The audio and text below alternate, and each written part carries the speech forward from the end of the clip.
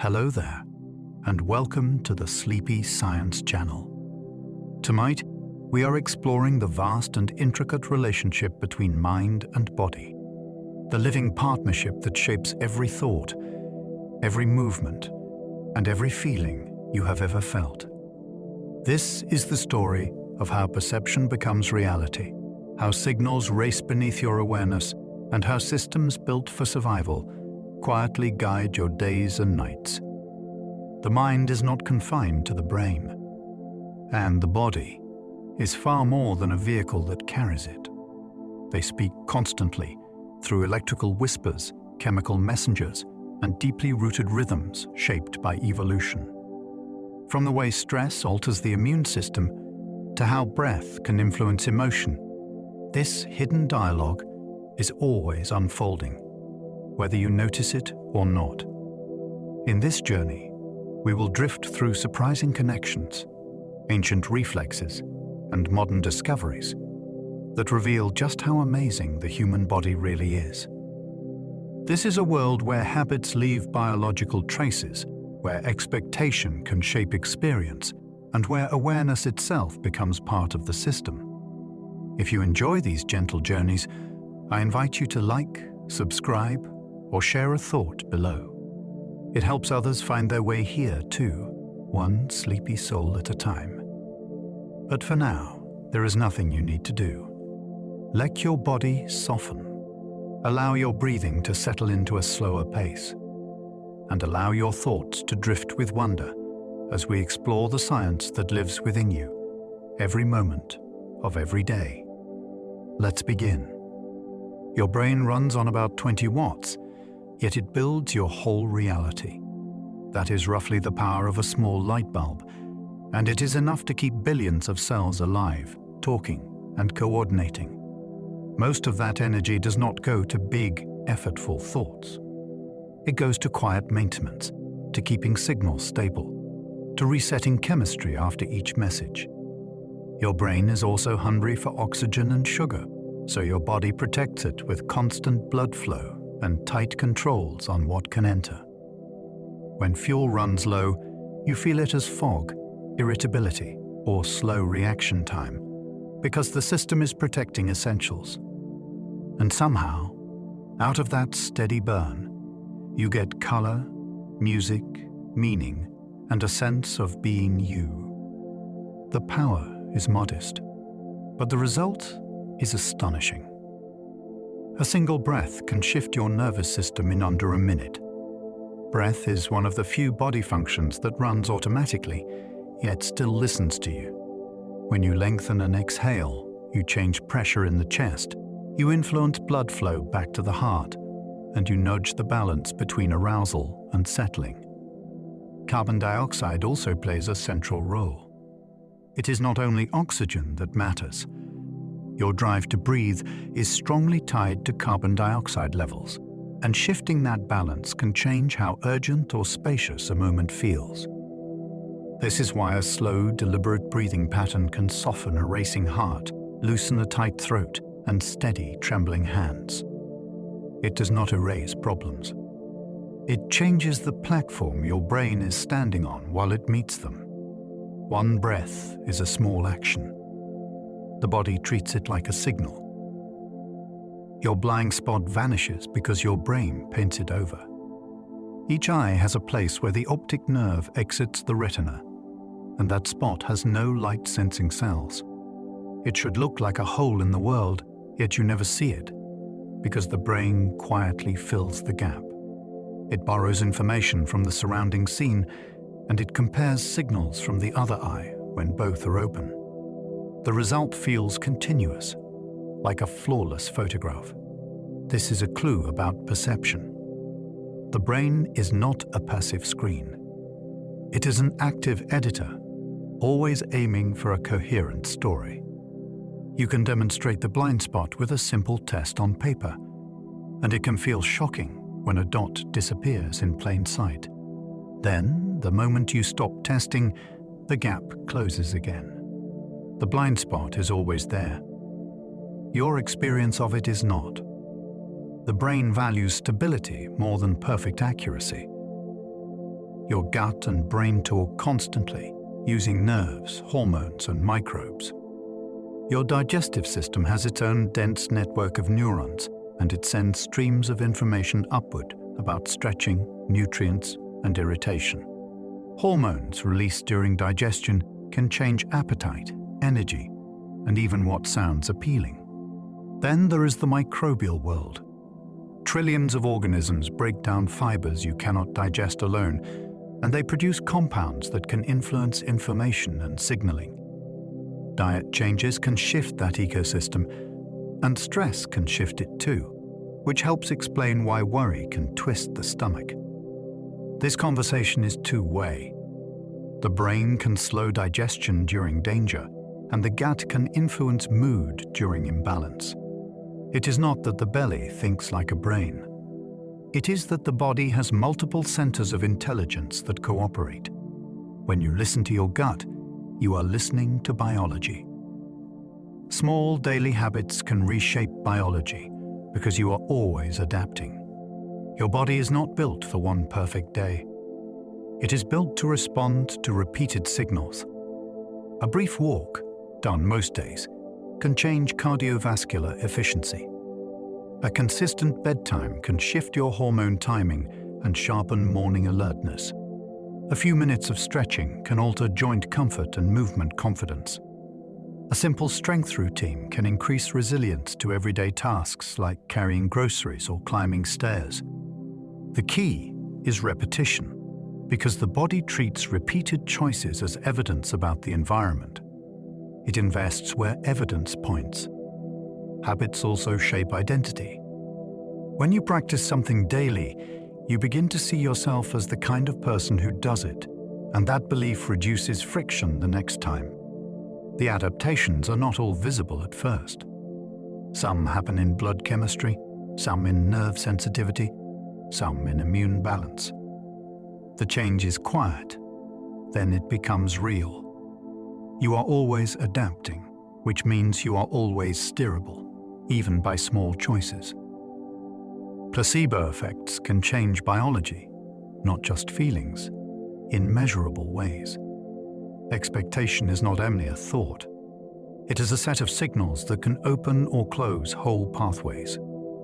In pain studies, believing relief is coming can trigger the brain's own analgesic systems, and the change can be measured in the body, not only reported in words.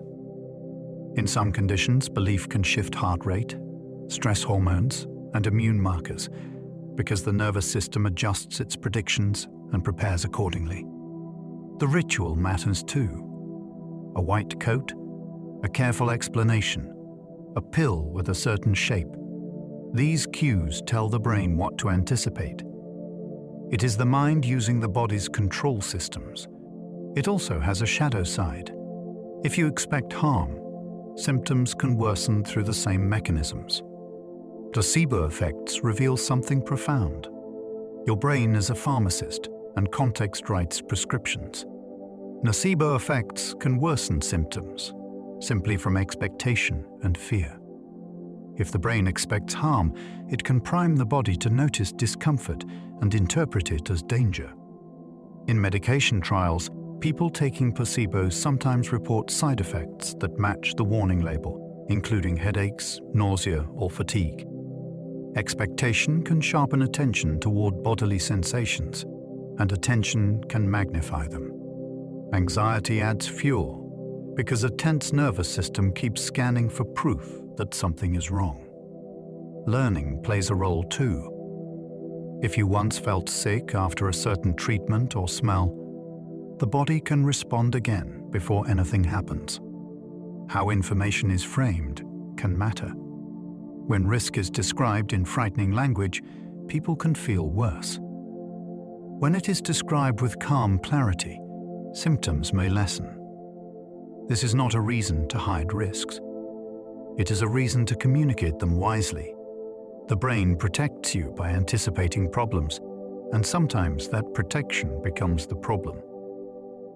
Sleep can rewire memory and emotion, while you do almost nothing. When you fall asleep, your brain does not power down. It changes its mode. Some stages support physical repair, while others help stabilize new learning and soften the sharp edges of emotional experiences.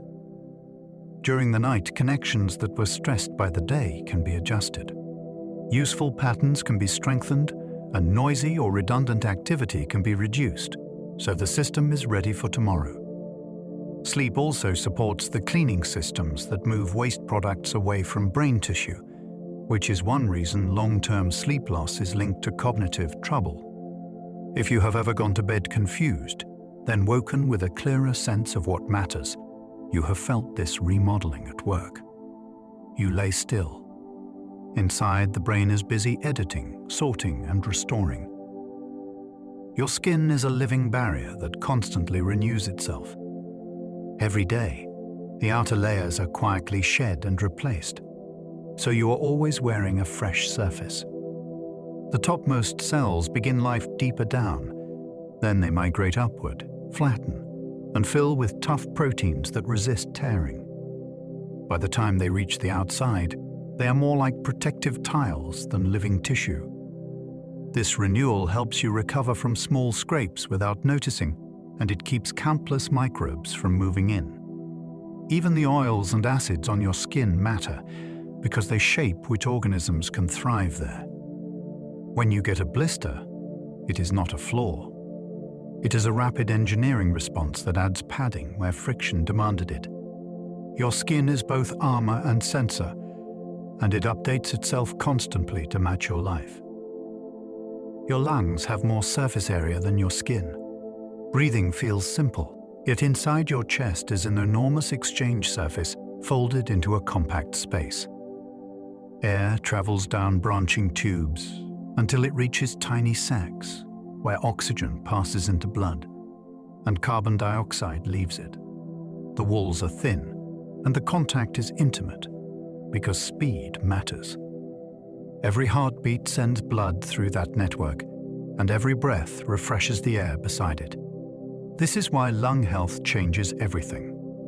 Inflammation, scarring, or fluid can thicken the barrier and make each breath less efficient. It is also why smoking can be so damaging, because it injures delicate tissues and disrupts clearance systems meant to sweep away debris. When you breathe cold air, or laugh hard, or climb a hill, you are using a vast internal landscape you rarely picture. Your lungs are not hollow balloons. They are a dense forest of exchange, quietly feeding every cell. Touch is a conversation between skin sensors and brain expectations. Touch begins in the skin, but what you feel depends heavily on what your brain expects. The same pressure can seem pleasant or irritating depending on context, attention, and whether it arrives predictably. This is why you can tickle yourself far less effectively than someone else can. Your brain predicts your own movement and subtracts part of the sensation, so it does not distract you. It is also why a light brush can feel startling when you are tense, yet barely noticeable when you are absorbed in a task. Touch includes multiple channels. Some sensors detect vibration, others detect stretch, temperature, or pain. The brain integrates them into an experience that helps you grip a glass, type a message, or feel a reassuring hand on your shoulder. Touch is not a simple signal. It is interpretation with consequences. Your skin reports. Your brain decides what it means. Your stomach lining replaces itself fast to survive its own acid. Inside your stomach sits a fluid strong enough to break apart food and kill many microbes. Yet the organ does not digest itself. That safety comes from a slippery layer of mucus and bicarbonate that shields the tissue beneath. The cells that build that shield are short-lived, and they are replaced quickly so damage does not linger.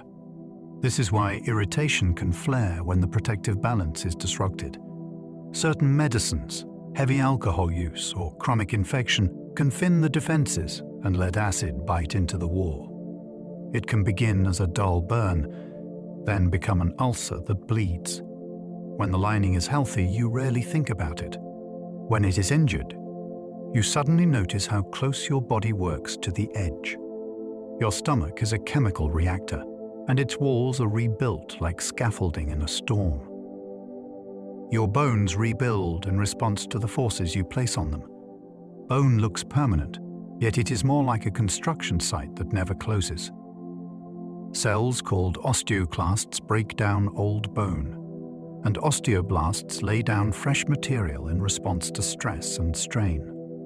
When you lift, run, or jump, tiny signals tell the skeleton where it needs reinforcement. When you stop loading it, the body saves resources by thinning what it no longer needs. This is why long bed rest can weaken bones, and why astronauts lose bone density in low gravity. It is also why weight-bearing exercise is so protective as we age. The structure is not only hard, it is living, full of vessels and marrow, and tuned to your habits. Your skeleton is not a fixed frame. It is a record of what you ask your body to do. Your liver can regrow lost tissue better than any other human organ. If a portion is removed, the remaining tissue can expand and restore function, as long as the liver is otherwise healthy. This is not magical regrowth of a missing shape. It is controlled growth that returns the organ's working capacity. The liver earns that talent because it lives on the front lines of chemistry. It filters blood from the digestive tract, processes nutrients, breaks down hormones, and neutralizes toxins. It also makes vital proteins that help blood clot and carry substances through the body. That workload exposes it to damage, so resilience is built in. Yet the ability has limits. Long-term heavy drinking, viral hepatitis, or fatty liver disease can scar the tissue, and scarring blocks regeneration. The liver is both tough and vulnerable. It is a reminder that repair is possible, and that it still needs protection. Tears are chemically different when caused by emotion. Not all tears are made for the same job. Some are basal tears that keep the eye surface healthy and clear. Some are reflex tears that flush out smoke, onions, or dust. Emotional tears come with a different context, and studies have found differences in composition between tear types, including variations in proteins and other molecules. The most compelling part may be what tears do socially. Tears can signal that words have failed and that a person needs care or space. They can also mark a moment as meaningful, which helps memory and bonding. Crying can change breathing too. It often brings irregular inhales and long exhales, and the body can feel wrung out afterward. That exhaustion can be part of recovery, like the system has spent its last burst of tension. Tears are not only sadness. People cry from relief, awe, gratitude, and overwhelm, because emotion is a full-body event. The eye becomes a doorway for the nervous system to express itself. The stress response is designed for sprinting, not endless notifications. The stress response is brilliant for emergencies. It can release glucose into the blood, tense muscles for quick movement, and sharpen threat detection so you react faster. The problem is duration. Your body can sprint chemically, but it cannot sprint all day without a cost. Modern stress often arrives as persistent uncertainty, social pressure, and constant interruptions that keep the system half-activated. You may not run, yet your body keeps preparing to run. Over time, this can disturb sleep, disrupt appetite signals, and make it harder to feel fully relaxed, even in safe places. The stress response is not your enemy. It is a tool. It becomes harmful when it is triggered too often without resolution. When you understand that, you can stop blaming yourself for feeling wired. Your body is doing what it evolved to do. It is simply being asked to do it too frequently. Chronic stress can change immunity, appetite, and even skin healing. When stress stays high for long periods, the body starts reallocating resources. Immune balance can shift, which may increase inflammation or reduce resistance in ways that vary from person to person. Hunger signals can also change. Some people lose appetite, while others crave dense, quick energy foods because stress chemistry pushes the body to refuel. Skin is another place the cost can show up. Wounds may heal more slowly, and flare-ups like acne or eczema can worsen because repair and barrier maintenance are tightly linked to immune activity. None of this is a moral failure. It is a budgeting problem in the body. When the brain predicts ongoing challenge, it prepares for survival and delays long-term maintenance. The hopeful part is that the body can recover when the pressure eases, especially with sleep, stable meals, movement, and supportive connection. Chronic stress leaves fingerprints, yet they are not permanent tattoos. Calm is not passive. It is an active nervous system state. Calm is not the absence of activity. It is coordinated regulation. In a calm state, the nervous system keeps your heart and breath responsive without pushing them into urgency. Digestion resumes its steady work, muscles release unnecessary tension, and attention broadens so you can notice more than threats. This is an achievement, not a default. The body must constantly interpret signals from the environment and from inside you, then decide whether it is safe to soften. That is why calm can vanish when you are hungry, exhausted, or overstimulated. The system is protecting you, even if it feels inconvenient. Calm also has a texture. It can feel like spaciousness in the chest, warmth in the face, or a slower mental tempo. It is a state that supports learning, creativity, and social connection, because your brain can afford to explore rather than defend. Calm is active safety. Your nervous system has brakes, and you can learn to press them. Your body has built-in slowing mechanisms that counterbalance the accelerators of stress. These brakes can reduce heart rate, quiet muscle readiness, and shift the mind from scanning to settling. You cannot command them with willpower alone, yet you can train access through habits that signal safety. Slow breathing patterns can help, and so can steady routines, predictable movement, and environments that reduce constant novelty. Even posture and facial muscles play a role, because the brain reads body state as information.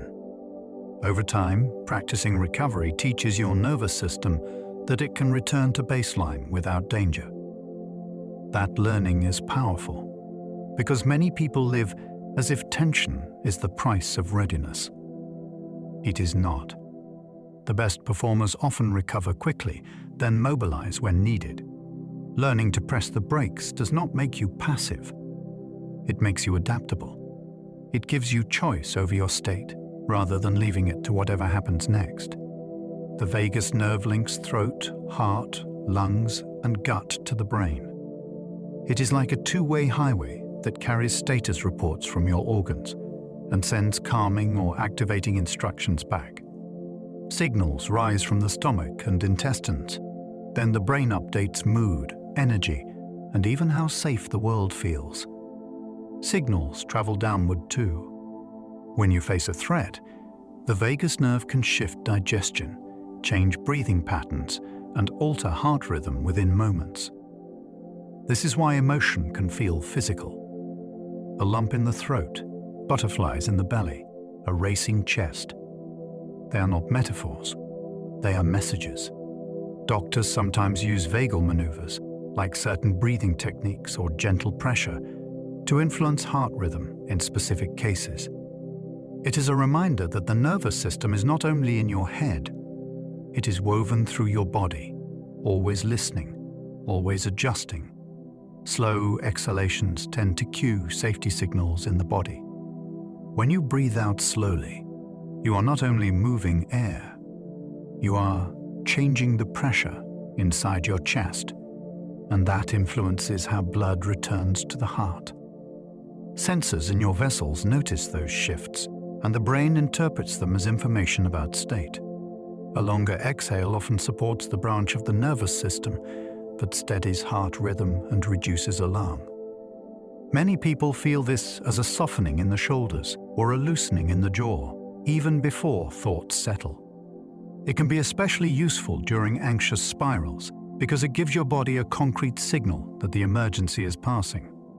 This is not a cure for every worry, and it is not instant peace. It is a lever. It changes the baseline your mind is working from, so you can respond instead of react. One slow exhale can be a small vote for safety. Your blood cells are made in marrow, like a factory inside bone. Deep in your bones, soft marrow steadily produces the cells that keep you alive. Red blood cells carry oxygen, white blood cells defend you, and platelets help stop bleeding. This production line has to be fast and flexible. Red blood cells live only a few months, so millions must be replaced every second. When you lose blood, the system accelerates. When you get an infection, certain white cells surge. The raw material begins as stem cells, which can become many different cell types depending on signals from the body. That makes marrow incredibly powerful, and it is why bone marrow transplants can treat some cancers and immune disorders. It is also why chemotherapy can cause fatigue and infection risk, because it can slow production. You walk around with a hidden workshop inside you, constantly stocking the bloodstream for whatever happens next. Your immune system remembers battles, even after you forget them.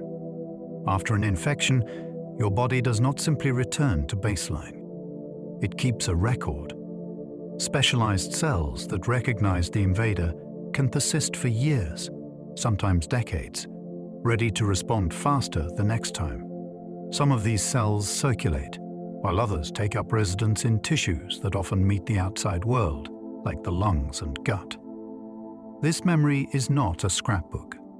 It is a set of tuned responses, like a trained choir, that can start the song on cue. The trade-off is that memory must be updated carefully.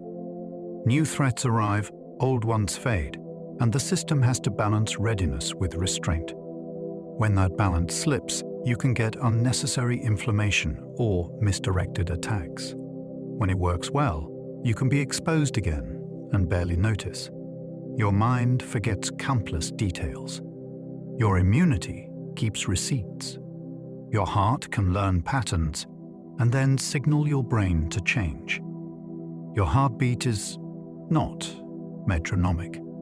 It speeds up and slows down from moment to moment, adjusting to breathing, posture, effort, and emotion.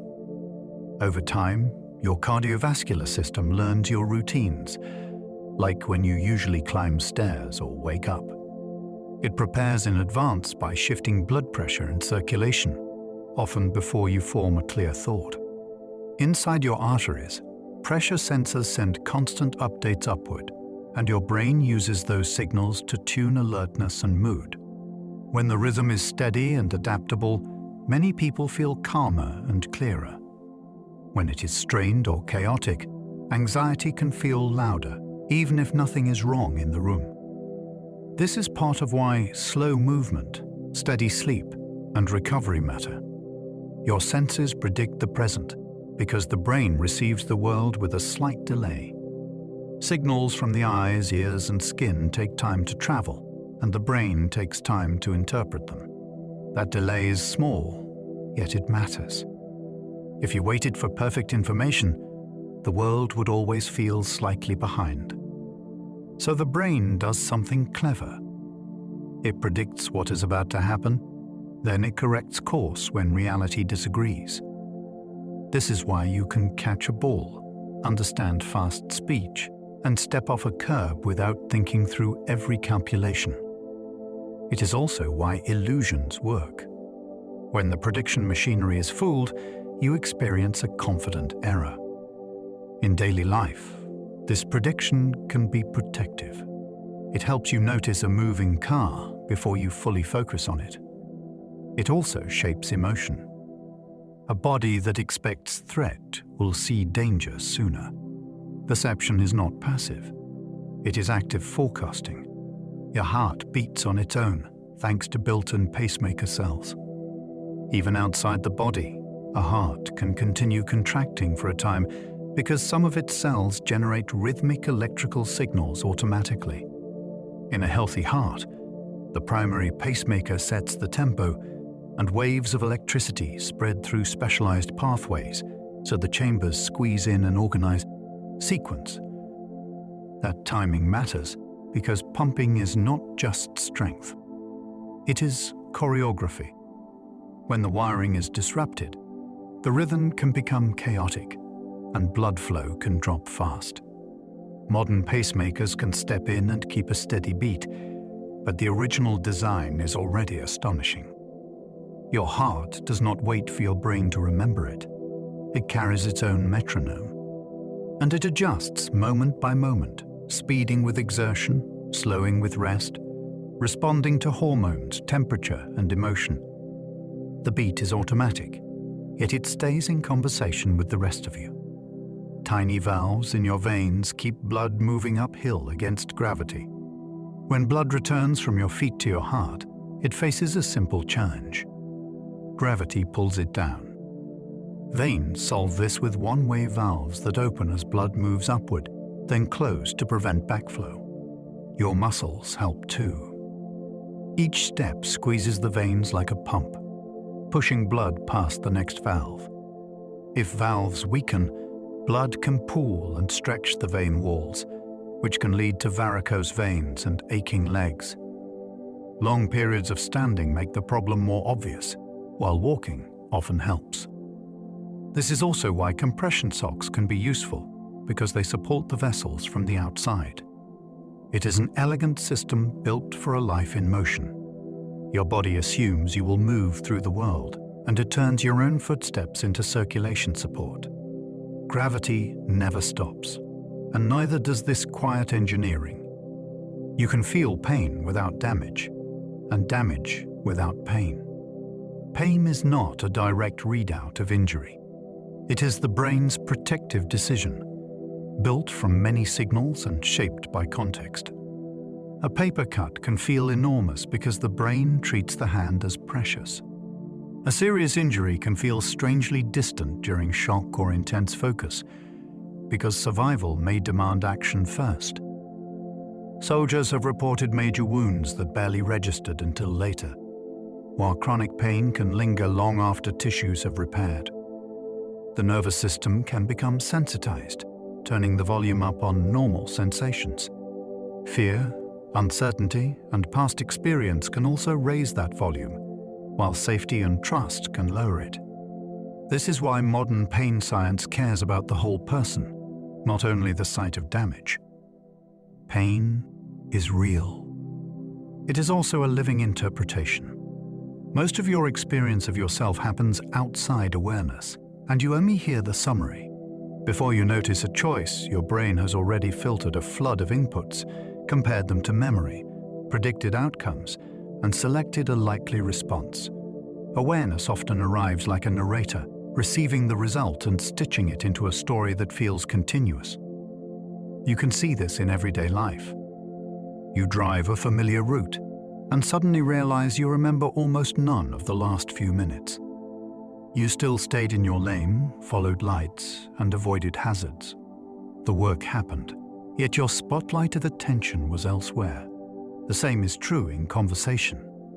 You read facial cues, tone, and timing in an instant, then you feel a clear impression. That impression is the summary, not the full computation. Consciousness is powerful. It is also selective by design. Smell links directly to emotion centers, which is why memories flood back. A scent does not take the long, careful route through your brain that many other senses do. It can reach regions involved in emotion and memory with startling speed, which is why a single whiff can pull you into a childhood kitchen or a specific rainy tower. Street. This shortcut is useful for survival. Smoke, spoiled food, and certain chemicals need fast decisions, not a committee meeting in your cortex. It also means smells can carry powerful comfort or discomfort, even when you cannot name the source. Perfumers and chefs use this without saying it out loud. They build experiences that land in feeling before thought. Even grief can be triggered by an ordinary odor on a coat or pillow. Smell is chemistry, yet it behaves like time travel. Your nose samples the air. Your brain opens an old door. Your nose can detect some smells at unbelievably low concentrations. A scent is a molecule that fits into a receptor in the nose, and that tiny meeting can trigger a signal to the brain. Humans are not as limited as the old jokes suggest. For certain compounds, detection can be astonishingly sensitive. Smoke can be noticed early enough to save a life, and spoiled food can be rejected before it makes you sick. Smell also blends into flavor, so when your nose is blocked, food can seem dull and flat. There is a reason smell is tied to memory. The pathways from the nose connect quickly to regions involved in emotion and recall, so a single odor can bring back a whole scene without warning. Individual noses vary too. Genetics, age, and experience can shape what you notice. Your nose is a chemical radar, always sampling the air for information that matters. Taste is not mapped in sections, because your tongue blends every signal. The old idea that sweet lives in one zone and bitter lives in another does not hold up. Taste receptors for sweet, salty, sour, bitter, and umami are distributed across the tongue, and the brain builds the final flavor from a blend of inputs. Temperature, texture, and smell join in, and even sound can sway perception, which is why a crisp bite can make food seem fresher. Taste buds also change. They wear out and renew, and their sensitivity can shift with illness, stress, or certain medicines. Some people find bitterness intense because of genetic differences in receptors, which can influence food preferences from childhood onward. Culture matters as well. Repeated exposure can turn a strange flavor into a favorite. Eating is not just fueling. It is sensing, learning, and prediction, all at once. Your tongue sends raw notes. Your brain composes the meal. Hearing can shape taste, so a crunch can change flavor. Your brain does not experience eating as taste alone. It builds flavor from multiple channels, and sound is one of the sneakiest. A sharp crackle can make a snack seem fresher, and a softer bite can make the same food feel stale, even if nothing changed in the recipe. Researchers have shown that shifting the sound you hear while chewing can alter what you report tasting. This is not trickery. It is the brain using every clue to decide what is in your mouth and whether it is safe and satisfying. Restaurants take advantage of it with sizzling plates and crisp textures, and food companies engineer packaging and crunch to match expectations. When you eat in silence or with loud background noise, the experience can change. Flavor is a full body perception. Your ears are part of the menu. Vision fills gaps, so you experience a best guess, not raw input. Your eyes send incomplete information, and your brain stitches it into a scene that feels seamless. It does this so well that you rarely notice how much is missing. The world is bright and stable, even though your visual system is constantly dealing with shadows, glare, motion, and a limited field of sharp detail. The brain uses context and prediction to fill in edges, surfaces, and movement, which is why you can read messy handwriting and recognize a friend in a crowd. It also explains why you can be confident and wrong. A magician, a clever camera angle, or a simple assumption can steer your brain into building the wrong picture. You do not see with your eyes alone. You see, with memory, expectation, and pattern matching, reality arrives, then the brain renders it. Motion sickness is your brain misreading signals as poisoning. When your inner ear senses movement but your eyes report stillness, or when your eyes see motion but your body feels steady, your brain faces a contradiction. One ancient interpretation of that mismatch is neurotoxin exposure, because poisoning can disrupt sensory integration. The protective response is to trigger nausea and vomiting, which is a harsh solution but a historically useful one. That is why reading in a moving car can turn your stomach, and why some people feel sick in virtual reality. The body thinks something is wrong with the inputs, so it tries to reset the system in the most dramatic way it knows. The good news is that the brain can adapt. Sailors often get their sea legs, and frequent gamers can become more comfortable in fast-moving worlds. Motion sickness is miserable, yet it reveals the brain's priorities. It would rather make you nauseous than ignore a possible toxin. You can feel a phantom vibration because prediction beats sensation. Many people have felt a phone buzz that never happened, and it can feel completely real. This is a small example of a larger rule. The brain is constantly predicting what should occur next, especially for signals tied to important habits. If you often receive messages, your nervous system learns the pattern and it becomes ready to detect the vibration. Then a random muscle twitch, a shift in clothing, or a touch from movement can be interpreted as that expected buzz. It is not weakness. It is efficiency. The brain prefers a few false alarms over missing a meaningful signal. The more attention and emotion you attach to your device, the stronger the predictions can become. This effect tends to fade when habits change, because the brain updates its expectations. A phantom vibration is not a ghost in the machine.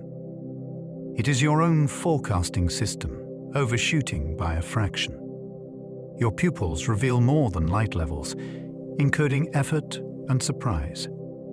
Pupils widen in dim light and narrow in brightness, but they also respond to what is happening inside the mind. Mental effort can dilate them, as can surprise, uncertainty, and intense focus. This is one reason scientists measure pupil size in studies of attention and decision-making.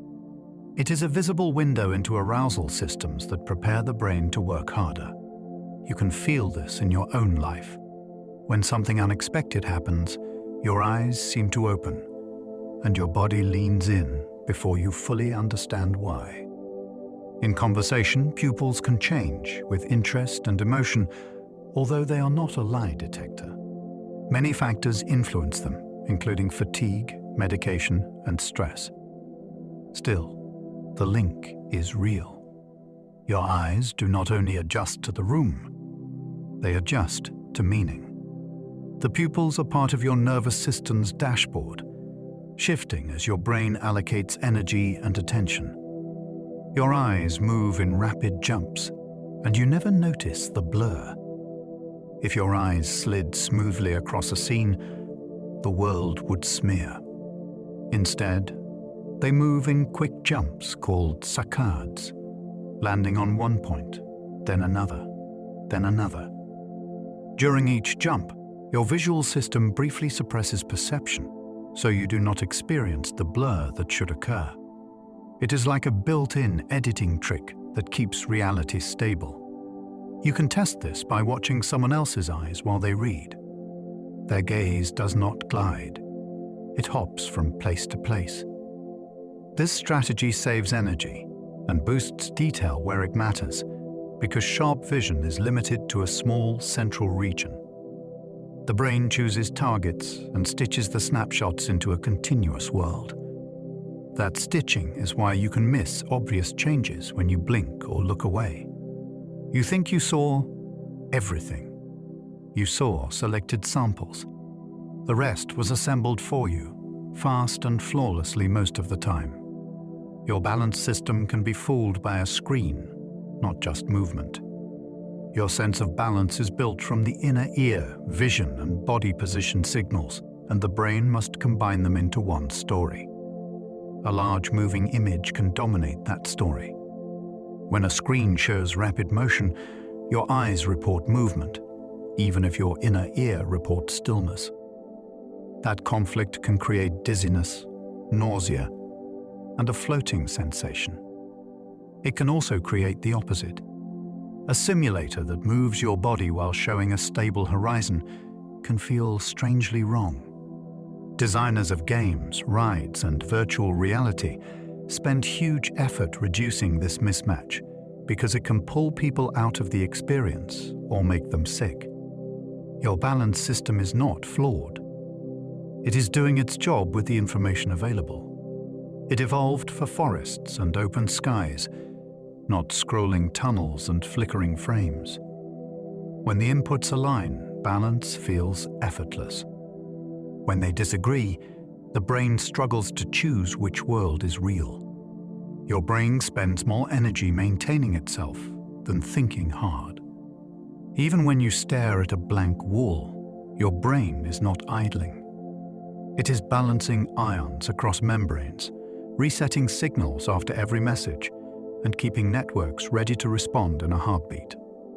It also runs an internal background system that links memory, self-reflection, and imagination, so you can plan, replay, and rehearse without moving a muscle. When you begin a difficult task, the energy use does rise, but it rises far less than people assume. The resting brain already carries a busy workload. This is why fatigue can feel like thinking has become heavy. The system is protecting essential maintenance first. It is also why small disruptions, like dehydration or poor sleep, can change your clarity quickly. Your brain is a living engine that spends most of its fuel on staying stable. Deep sleep supports physical repair and memory stabilization. Deep sleep is the heavy, slow wave phase where the brain's activity becomes synchronized, like a slow tide moving across a shoreline. This is when the body leans into repair. Growth-related signals rise, tissues recover from strain, and the immune system gets time to recalibrate. The heart rate and breathing tend to slow, which supports restoration across many organs. Deep sleep also helps stabilize new learning. Information that was fragile during the day can become more durable, as if the brain is moving it from a temporary workbench into long-term storage. When deep sleep is cut short, you might notice it in the body first. You wake feeling unrefreshed, achy, or more sensitive to stress. You might notice it in the mind too, as forgetfulness or slower thinking. Deep sleep is not glamorous. It is foundational, and it quietly protects both body and memory. Sleep loss can raise hunger hormones, making cravings louder. After too little sleep, the body often behaves as if fuel is urgently needed. Hormones that influence hunger and fullness can shift, and the result is a stronger pull toward quick energy foods. Cravings can get louder, especially for sweet or salty options, because the brain is looking for easy calories to compensate for fatigue. At the same time, the tired brain has less patience for long-term thinking, so impulse control can weaken. This is why sleep loss can make you snack, even when you planned not to, and why portion sizes can creep upward without you noticing. The effect can become a loop. More late-night eating can disrupt sleep, then disrupted sleep can intensify appetite the next day. None of this is a failure of character. It is biology trying to protect you from running low. When you restore sleep, many people find that cravings soften and eating decisions feel simpler again. Naps can boost learning, especially for pattern detection. A well-timed nap can act like a reset button for the brain. During a short nap, you can enter light sleep and sometimes reach deeper stages that support consolidation of new information. People often notice this in tasks that involve spotting patterns. What felt confusing before the nap can feel obvious afterward, as if the brain reorganized the puzzle pieces while you rested. The length matters. A brief nap can restore alertness without heavy grogginess, while a longer nap can include deeper stages that support stronger learning, yet it can also leave you foggy if you wake from the wrong moment. Timing matters too. Late-day naps can interfere with night sleep for some people because they steal pressure from the next bedtime. A nap is not laziness. It is a strategic pause that allows the brain to file what it has already taken in, then return to the day with better clarity. Dreams can rehearse threats, which may sharpen waking resilience. One idea in dream science is that dreams can function like a simulator. They generate challenging scenarios, then let the brain practice responses in a low-stakes environment. You might dream of being chased, losing something important, or failing in public, and even though it feels unpleasant, the brain may be exploring how to handle fear, uncertainty, and problem-solving. This could help explain why dreams often lean toward tension rather than calm comfort. The simulator does not always get it right. Nightmares can become repetitive, especially after trauma, and that can worsen stress rather than reduce it. Still, the basic concept is fascinating. The brain may use sleep to explore what could go wrong, so waking life feels more manageable when real surprises arrive. Dreams can also change the emotional tone of memories, which can make you less reactive over time. The night mind is not only resting, it is practicing. Some people can lucid dream and signal awareness while asleep. A lucid dream is when you realize you are dreaming while the dream continues. For some people it happens rarely, and for others it can be trained. What makes it especially striking is that researchers have found ways for lucid dreamers to communicate from within sleep, often by using deliberate eye movement, patterns that can be measured. The body is in a state of reduced movement, yet the mind can become aware, observe the dream, and sometimes influence it. People describe using lucidity to explore fear, practice skills, or simply enjoy the wonder of a constructed world that feels real. It is not always easy or pleasant.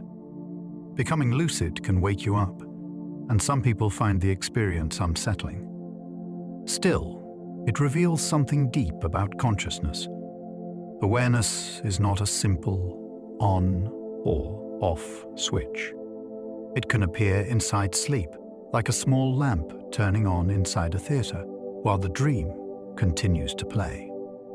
The brain can replay learned sequences during sleep, like quiet practice. When you learn something new, your brain does not stop working on it when you stop practicing. During sleep, certain networks can reactivate patterns linked to recent learning, especially for motor sequences and spatial tasks. It is as if the brain is running a quieter version of rehearsal, strengthening timing and coordination without moving the body.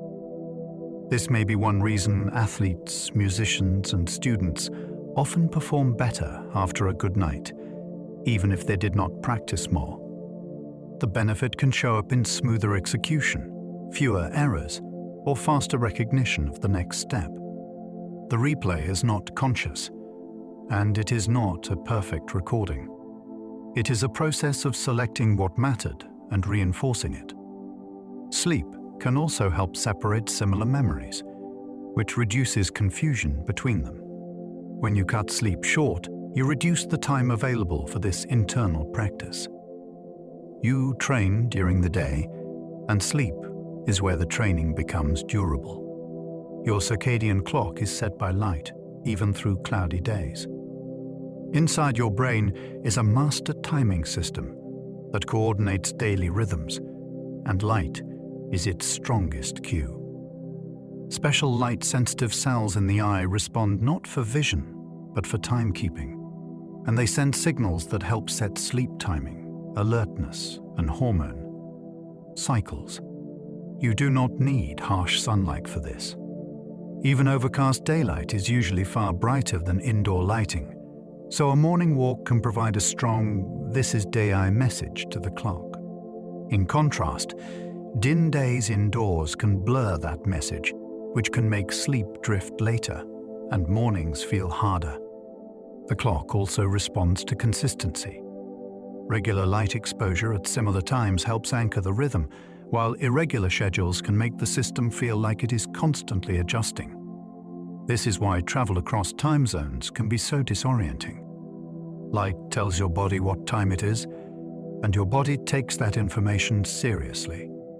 Blue light at night can delay melatonin, shifting sleep timing. Melatonin is a hormone that helps signal night, and the timing of its rise is influenced by light exposure. Blue, rich light, like the light many screens and bright LEDs produce, can tell the brain that it is still daytime, even when the clock says late. That can delay the onset of sleepiness, push bedtime later, and make waking feel rough. The effect depends on brightness, distance, duration, and timing, and people vary in sensitivity. You can notice it when you feel tired, then you scroll for a while and suddenly feel more awake. The brain has been nudged toward alertness. This does not mean screens are forbidden. It means they carry a time signal.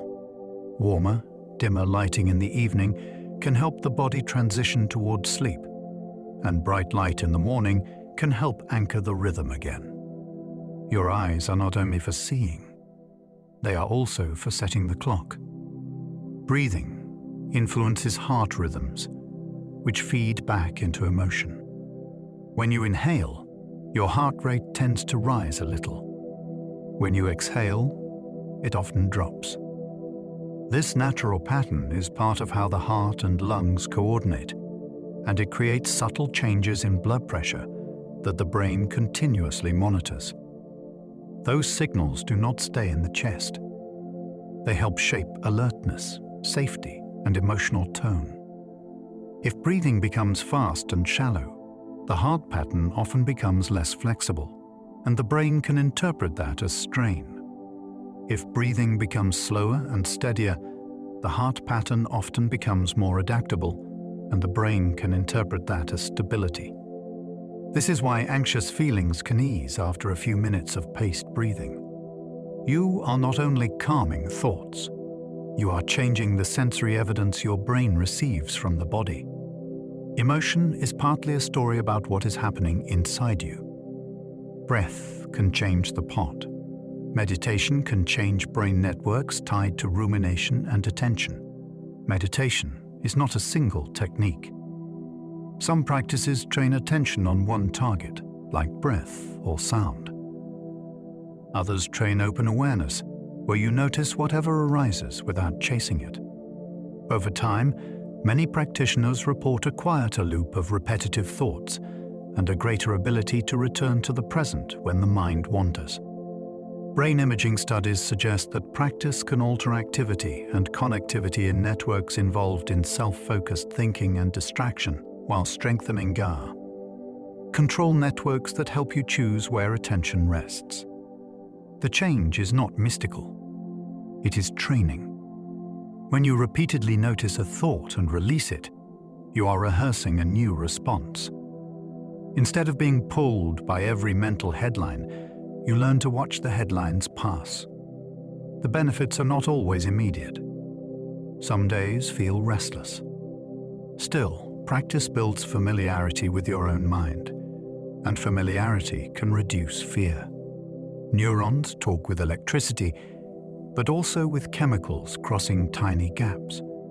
A nerve impulse is an electrical wave racing along a cell, yet the handoff between cells is often chemical.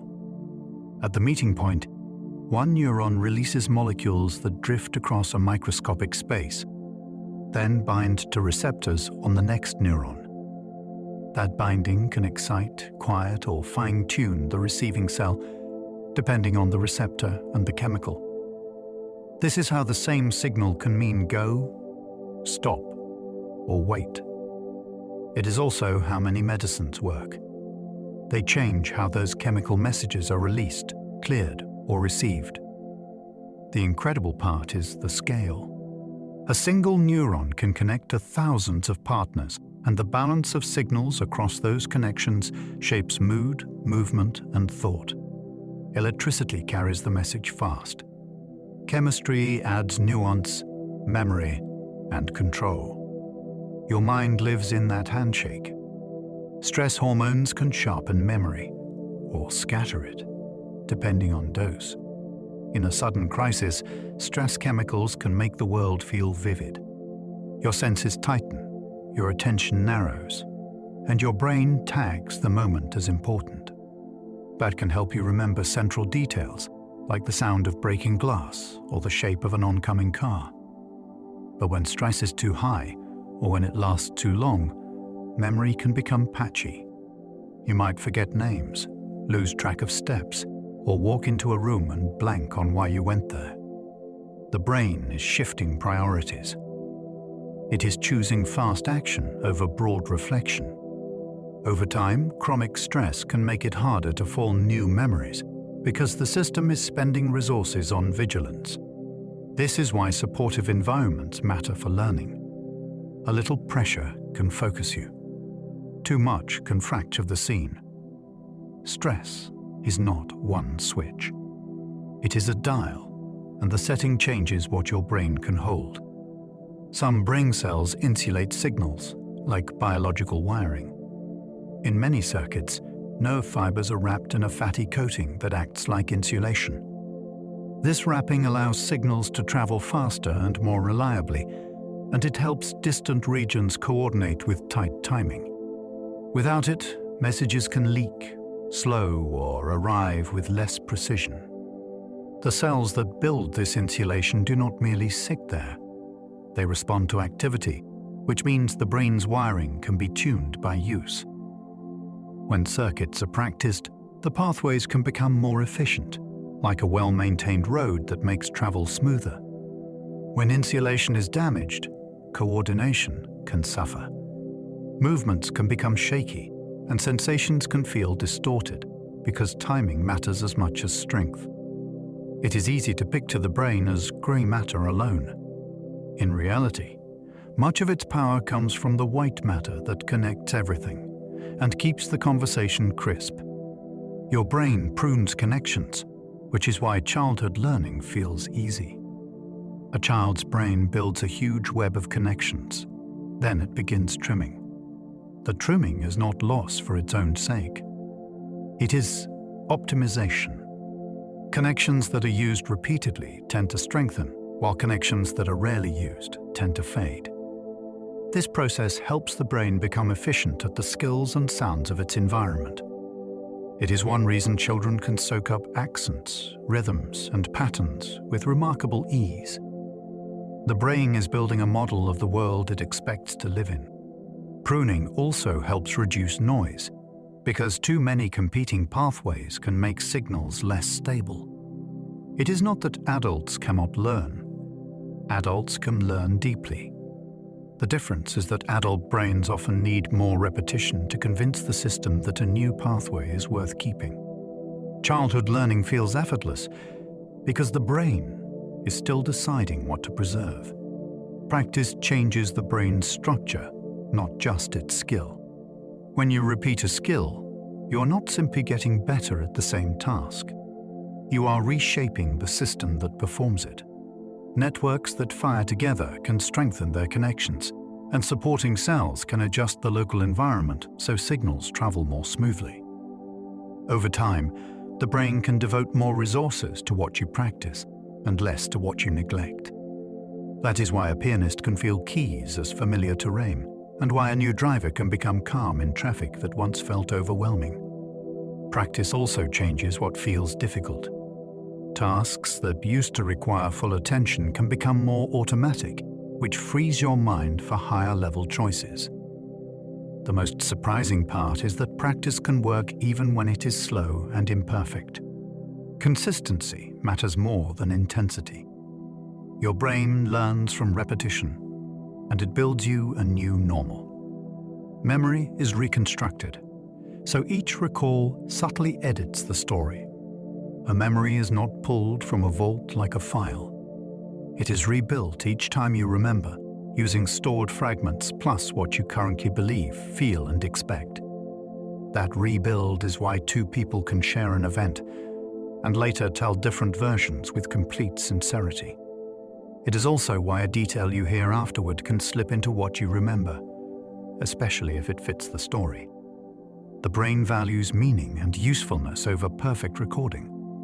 That is practical for survival, because you need lessons you can apply, not a flawless transcript. It is also why memories can change as you change. A moment that once felt humiliating can later feel brave, because you now understand it differently. This does not make memory worthless. It makes it human. Remembering is an active process, and it keeps updating the past to serve the present. Your brain can decide before you feel you decided. Often, a choice begins as a quiet build-up. The brain gathers evidence, weighs habits, predicts outcomes, and prepares an action. Then awareness arrives and you experience the decision as a clear moment of, "I will." Experiments that track brain activity suggest that preparation can appear before a person reports conscious intent. This does not mean you are a puppet. It means awareness is not always the first step in the chain.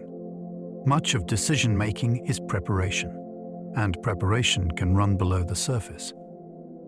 You can feel this in daily life when you reach for a snack, then realize you were not hungry. Something else was driving the move, like boredom or routine. The useful skill is noticing earlier. When you pause, the brain can reopen the decision and choose again. Awareness can arrive late, yet it can still steer what happens next. Attention is limited, so multitasking is really fast switching. When you try to do two demanding things at once, your brain usually does not run them in parallel. It toggles. It gives one task a slice of focus, then it shifts to the other, then it shifts back. Each shift has a cost, because the brain must reload goals and details, like reopening a mental tab. That cost can show up as slower work, more mistakes, and a tired feeling that arrives sooner than expected. It is especially harsh when one task involves language.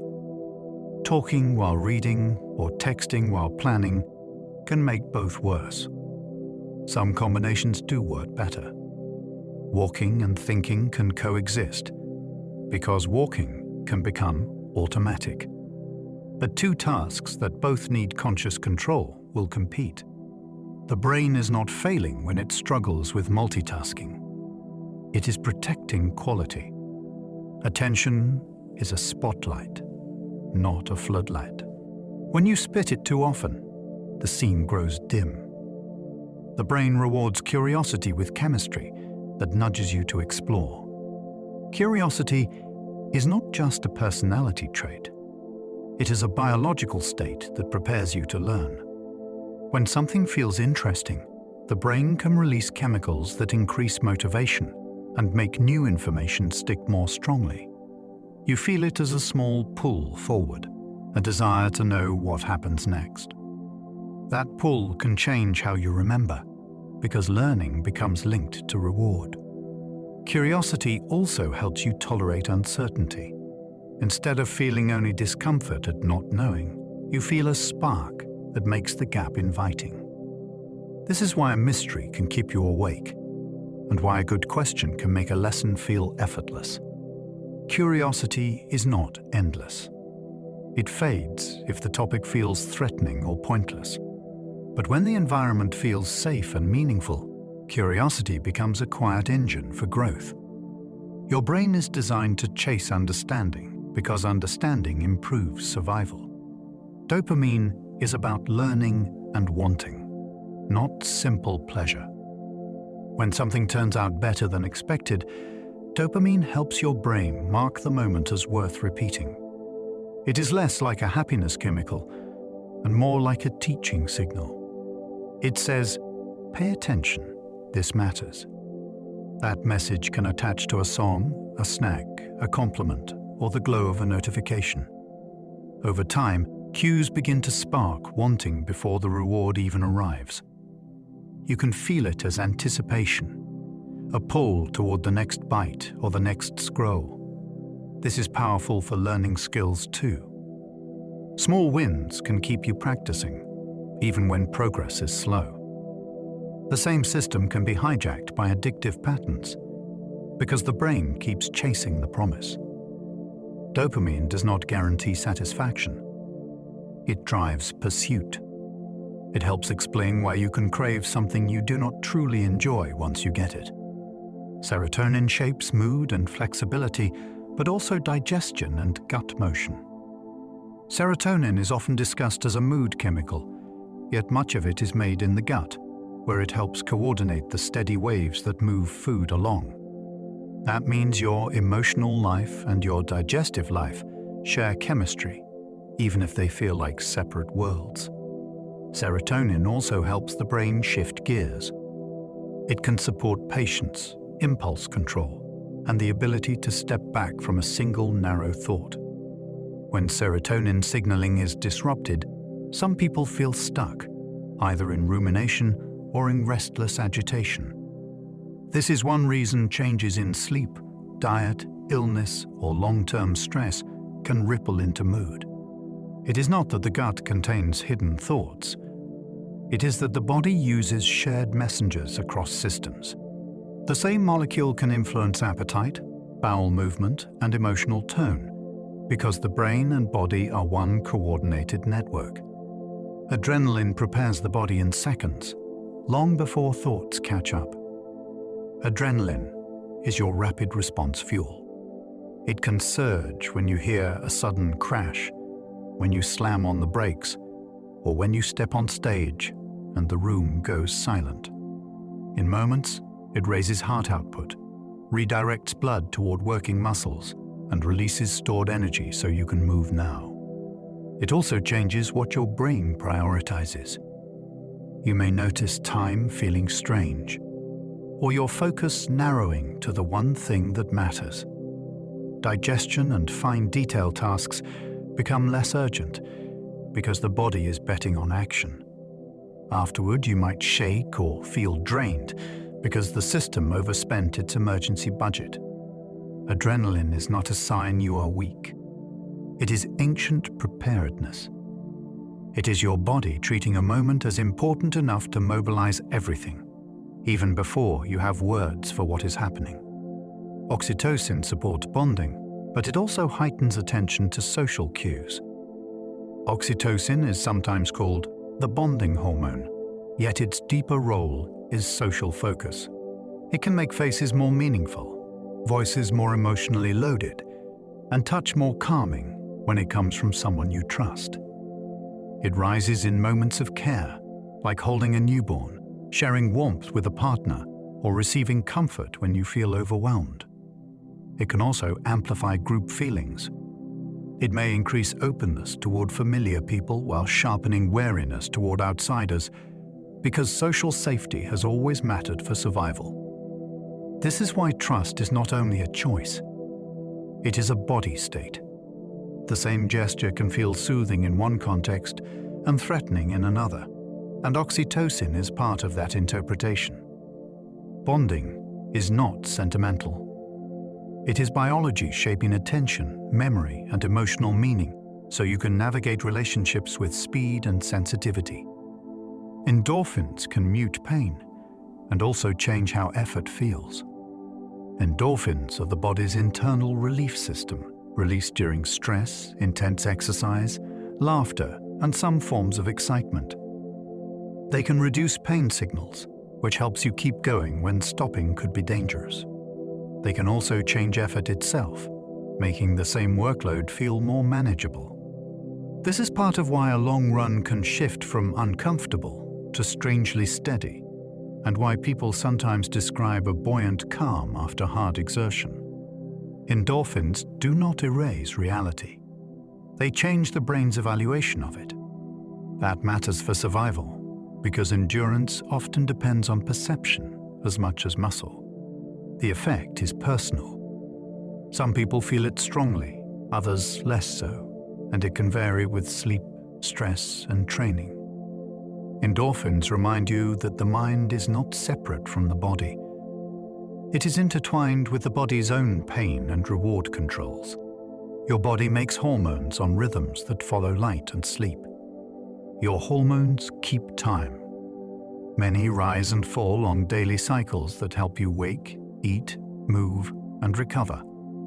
Cortisol tends to peak in the morning to boost alertness and energy availability, while melatonin rises at night to support sleep timing. These rhythms are guided by your internal clock, and light is its strongest cue. Bright morning light can anchor the day, while intense late-night light can delay the clock and shift sleep later. Meals and activity also provide timing signals, which is why irregular schedules can feel like jet lag without travel. When rhythms are steady, many people notice more stable mood and appetite. When rhythms are scrambled, concentration can suffer, and cravings can intensify. Your body is not only reacting to events, it is anticipating them on a schedule. Hormones are part of that anticipation, rising like tides that prepare you for the next phase of the day. Shivering is heat production, and it can burn serious energy fast. When your body temperature begins to drop, your nervous system can trigger rapid muscle contractions that look like trembling. Those contractions are not meant to move you forward. They are meant to turn chemical energy into heat. It is like revving an engine while parked. Shivering can raise heat output quickly, which helps protect the brain and heart from cooling. It can also feel exhausting because muscles are working hard with no practical result besides warmth. If you have ever shivered after swimming, you have felt how urgent the body can be about temperature. The body also combines shivering with other strategies, like narrowing blood vessels near the skin to reduce heat loss. Shivering is often inconvenient, yet it is a powerful emergency heater. It buys time until you find shelter, dry clothes, or a warmer environment. Brown fat makes heat directly, like a tiny internal furnace. Most body fat stores energy for later. Brown fat is different. It is packed with mitochondria, and it can convert fuel into heat with remarkable efficiency. Babies rely on it because they lose heat quickly and cannot shiver well. Adults can still have brown fat, often around the neck and upper chest, and it can become more active with cold exposure. When it switches on, it burns calories to keep you warm, and it helps stabilize body temperature without heavy muscle work. Scientists study it because it links temperature control to metabolism and because it may influence how the body handles energy over time. It is also a reminder that fat is not only storage. It is an active tissue with roles in hormones and thermoregulation. Somewhere under your skin, you may have a quiet heater that turns cold air into a metabolic signal. Fever is a strategy, not just a symptom, and it costs energy. Raising body temperature can make it harder for some pathogens to thrive, and it can speed certain immune reactions. That is why fever often appears early in infection, before you have fully understood you are sick. But heat is expensive. Each degree of temperature rise increases metabolic demand, and that is part of why you feel tired and achy. Your body is spending energy on defense, so it downshifts other tasks. Appetite may drop because digestion is not the priority. Sleepiness increases because rest supports recovery. Fever also changes the way you experience the world. Light can feel harsh, and small noises can feel too loud because the nervous system is under strain. Not every fever is beneficial, and high fevers can be dangerous, especially in children or vulnerable adults. Still, the basic idea is striking. Your body is willing to burn extra fuel and endure discomfort, because the internal environment becomes less friendly to an invader. Inflammation heals and defends, but too much can harm tissues. When you cut your finger, redness and swelling are not accidents. They are a coordinated response that brings immune cells and repair materials to the scene. Blood vessels widen, fluid shifts into tissue, and chemical signals summon reinforcements. Inflammation can also fight infection, because immune cells need access and resources to do their work. The problem is control. If inflammation stays high when it is no longer needed, it can begin to damage healthy tissue. Joints can stiffen, blood vessels can suffer, and organs can become irritated by an immune response that will not stand down. Many chronic diseases involve this kind of smoldering inflammation, sometimes driven by stress, poor sleep, or persistent exposure to irritants. The goal is not to eliminate inflammation. The goal is to resolve it at the right time. Healing is a rhythm. Inflammation is the opening movement, and the closing movement matters just as much. Your immune system can overreact because false alarms are safer. From an evolutionary point of view, missing a real threat can be deadly, while overreacting is often merely uncomfortable. That bias shows up in immunity. The system is designed to respond quickly to patterns that might signal danger, even when the evidence is imperfect.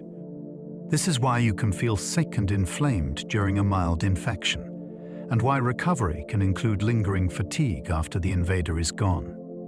It is also why harmless substances can sometimes trigger intense responses, which sets the stage for allergies. The immune system is always making trade-offs. It must attack invaders, tolerate friendly microbes, and ignore the body's own tissues. That is a complex puzzle. When the puzzle is solved well, you rarely notice. When the system overshoots, you feel it as swelling, fever, aches, and brain fog. Those symptoms can be frustrating, yet they are often signals of a defense system that prefers caution over regret. Vaccines train immunity without full disease, like rehearsal without injury. A vaccine shows the immune system a safe version of a threat, or a key piece of it, so the body can practice. Immune cells learn what to recognize, then memory cells remain on standby for the real encounter. The next time the pathogen appears, the response can be faster and more targeted, which reduces the chance of severe illness. Different vaccines teach in different ways. Some use inactivated material, some use proteins, and some deliver instructions that your cells briefly use to make a harmless target for training. The principle is the same: learning before crisis. It is like installing a security update before an attack arrives. Vaccines also protect communities, because fewer infections means fewer opportunities for spread, especially to infants or immunocompromised people. The idea is both simple and profound. Your body can be taught. It can be prepared. Immunity is not only reaction, it is education. Allergies happen when defense systems mislabel harmless things as threats.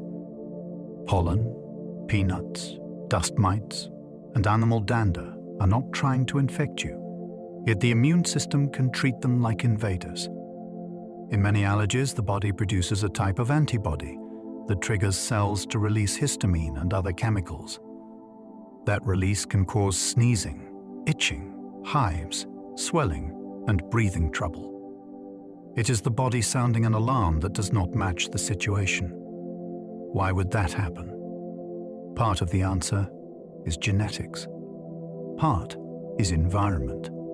Early life exposures, air pollution, and changes in microbial contact may shape how immune tolerance develops. Allergies can also shift over time. Some children outgrow food allergies, while others develop new sensitivities as adults. Treatments range from avoidance to medications, to carefully supervised desensitization. The most fascinating part is what allergies reveal. Your immune system is not a simple shield. It is a classifier. When its labels drift, harmless things become urgent. The symptoms feel dramatic because the body believes the threat is real. Autoimmune diseases can turn protection inward, mistaking self for danger. To work properly, immunity must learn tolerance. It must recognize the body's own tissues and stand down. Autoimmune disease arises when that tolerance fails and immune cells attack parts of the self, such as joints, skin, nerves, or hormone-producing glands. The result can be pain, fatigue, rashes, weakness, or organ dysfunction that seems to come from nowhere. It is not weakness of character, and it is not imaginary. It is misdirected defense.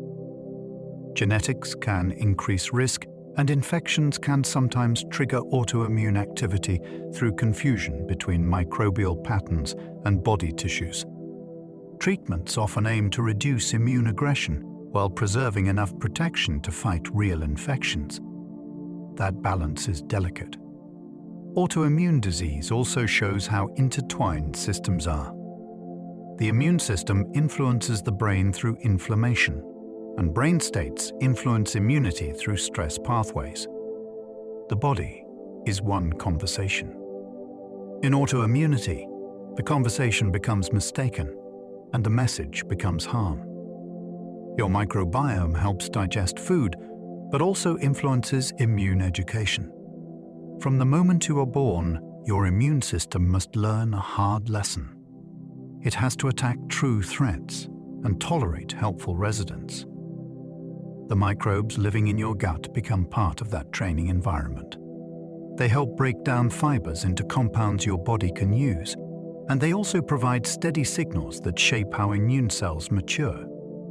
When the microbial community is diverse and stable, the immune system often learns restraint more easily. When it is disrupted by illness, long-term stress, or repeated antibiotics, the immune system can become jumpier. That does not guarantee disease, yet it can tilt the odds toward inflammation.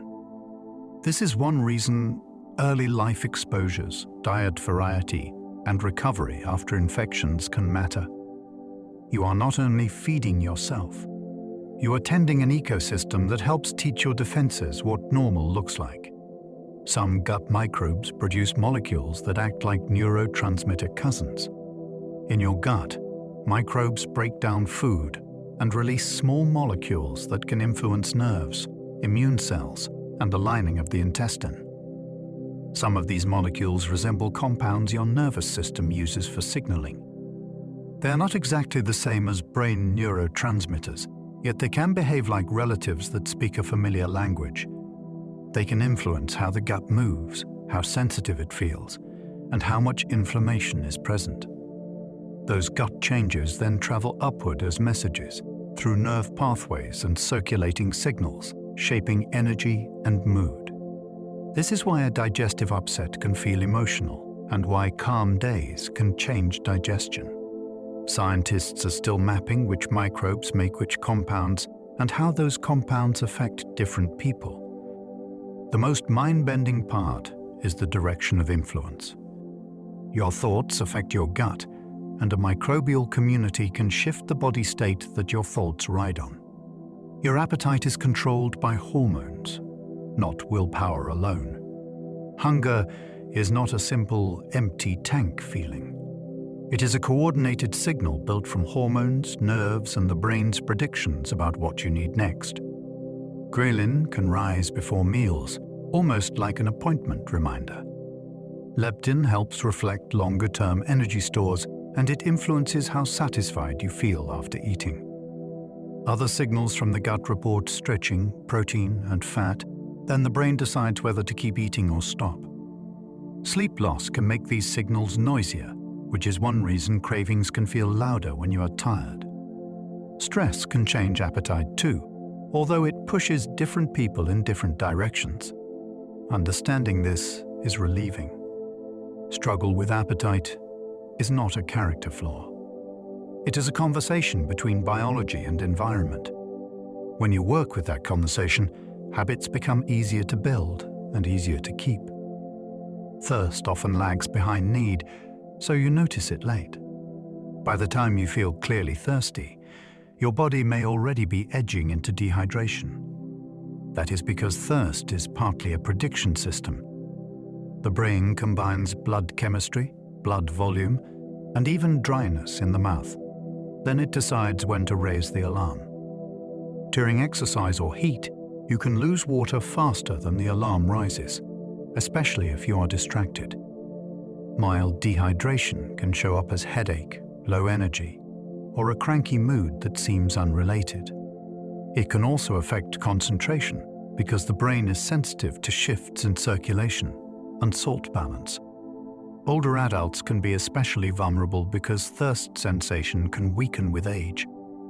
The clever twist is that you do not only drink to fix a problem, you drink to prevent one.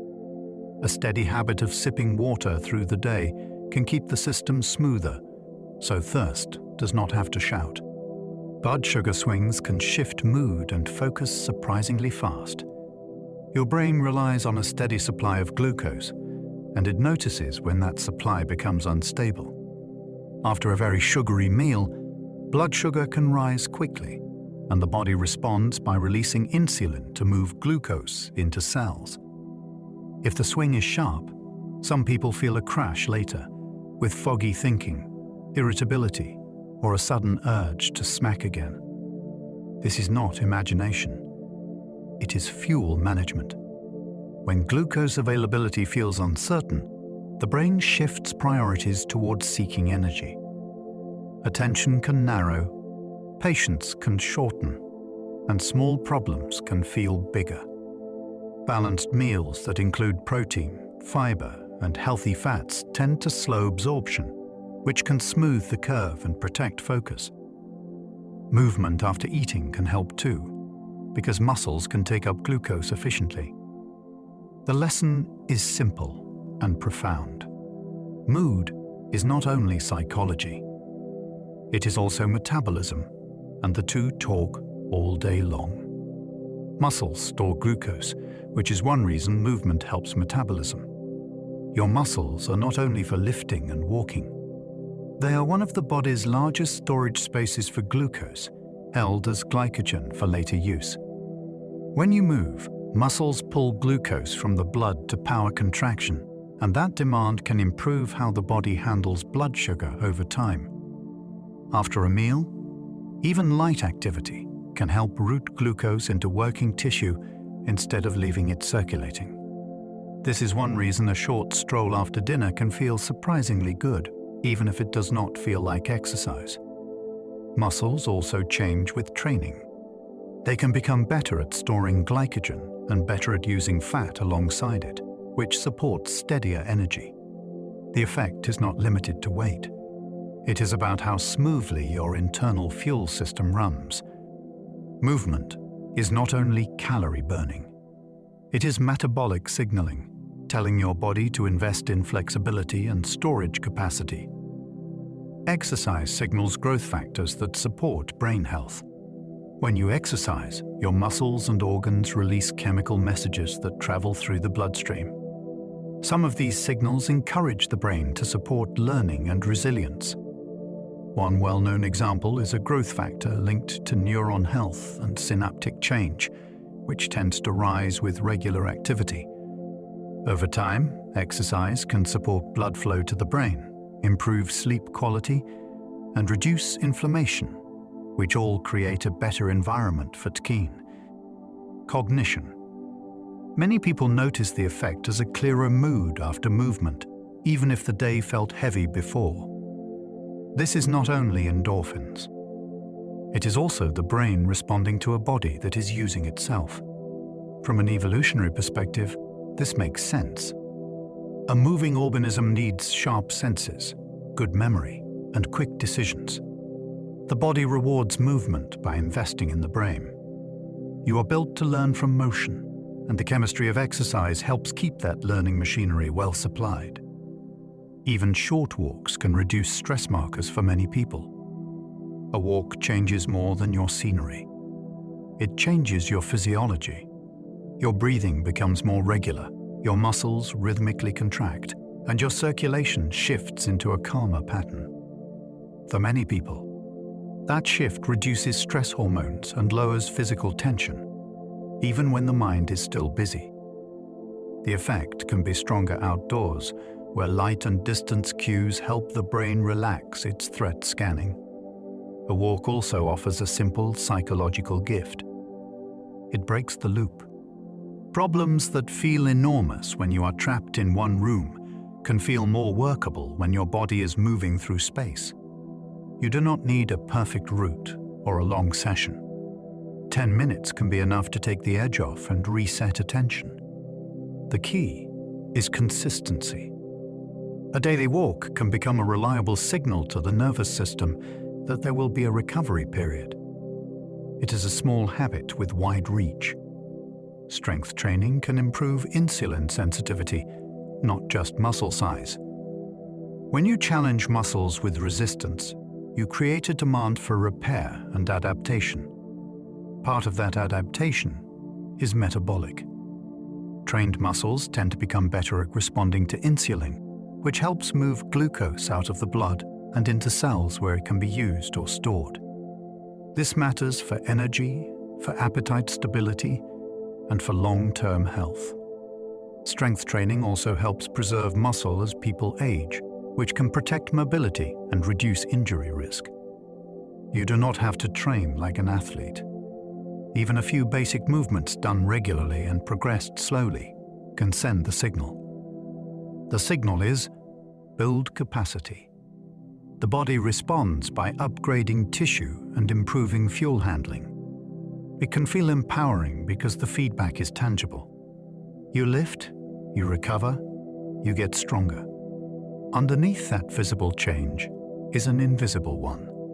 Your internal chemistry becomes steadier, and your system becomes more flexible under daily stress.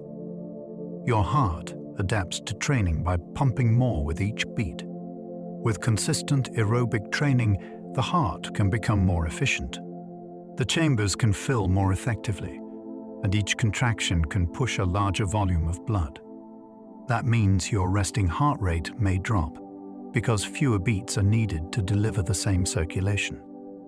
Capillaries in working muscles can also become denser, which improves oxygen delivery where it is needed most. You feel this as endurance. Stairs stop feeling like a crisis. Recovery after effort becomes quicker. The adaptation is not instant, and it is not all or nothing. It is gradual remodeling driven by repeated demand, followed by rest. Too much intensity without recovery can backfire, because the heart and vessels need time to adjust. Over time, a trained cardiovascular system becomes more responsive. It can ramp up when you need power and settle down when you do not. That flexibility is a quiet form of health. Muscle soreness is not just acid, it is micro-damage and repair. That burning you feel during a hard effort is not the same thing as the stiffness that shows up later. The deep ache that arrives the next day is often delayed because it comes from tiny disruptions inside muscle fibers and the connective scaffolding around them. Your body responds like a careful builder. Immune cells arrive, swelling increases briefly, and repair proteins get to work stitching the tissue back together. During that process, the muscle can feel tender and weak, even though it is adapting in a useful way. The soreness is not a badge of progress, and you can get stronger without chasing it. Still, it can be a sign that you asked for something novel. Sleep, protein, hydration, and gentle movement often help because they support circulation and rebuilding. What feels like damage is often the start of reinforcement. Tendons remodel slowly, which is why patience prevents injury. Muscles adapt quickly, but tendons are cautious. They are made to transmit force, and they rely on tightly organized collagen that takes time to rebuild. When you suddenly increase training, muscles may gain strength before tendons have upgraded their capacity. That mismatch can lead to sharp aches near joints, and it can turn into stubborn tendon pain if you keep pushing. The solution is not always rest forever. Tendons respond well to the right kind of loading, applied gradually and consistently. Slow, controlled strength work can signal remodeling without overwhelming the tissue. Recovery matters too, because tendons have less direct blood supply than muscle. They do not bounce back overnight. This is why athletes speak about building a base. You are not only training performance, you are giving connective tissue time to catch up, so your strength has something reliable to travel through. Your joints create slippery fluid that nourishes cartilage as you move. Cartilage does not have a rich blood supply like muscle does, so it depends on the joint environment for nourishment. Inside many joints is synovial fluid, a slick substance that reduces friction and helps deliver nutrients. Movement is what circulates it. Each bend and straighten gently squeezes and releases cartilage, like a sponge that takes in fresh fluid and pushes out waste. That means stillness can make joints feel stiff, while safe motion can make them feel easier. It also explains why warming up matters. You are not only preparing muscles, you are also waking up the joint's lubrication system. Over time, varied movement helps maintain joint health by distributing loads across surfaces. The joint is not a hinge made of dry parts. It is a living space with its own internal maintenance, and motion is part of the care plan. Posture is a nervous system habit, not only a muscle problem. Many people try to fix posture by forcing their shoulders back. Then they get tired and slump again. That is because posture is governed by automatic control, not constant conscious effort. Your brain combines balance, signals, vision, breathing patterns, and emotion to choose a body shape that feels stable. Stress can pull the head forward and tighten the chest because the nervous system prepares for action. Fatigue can change posture too, because the body seeks positions that cost less energy.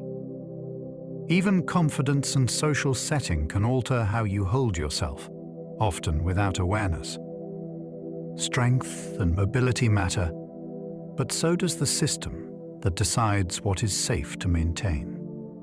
Changing posture tends to work best when you build new defaults through frequent small adjustments, supportive environments, and movement breaks.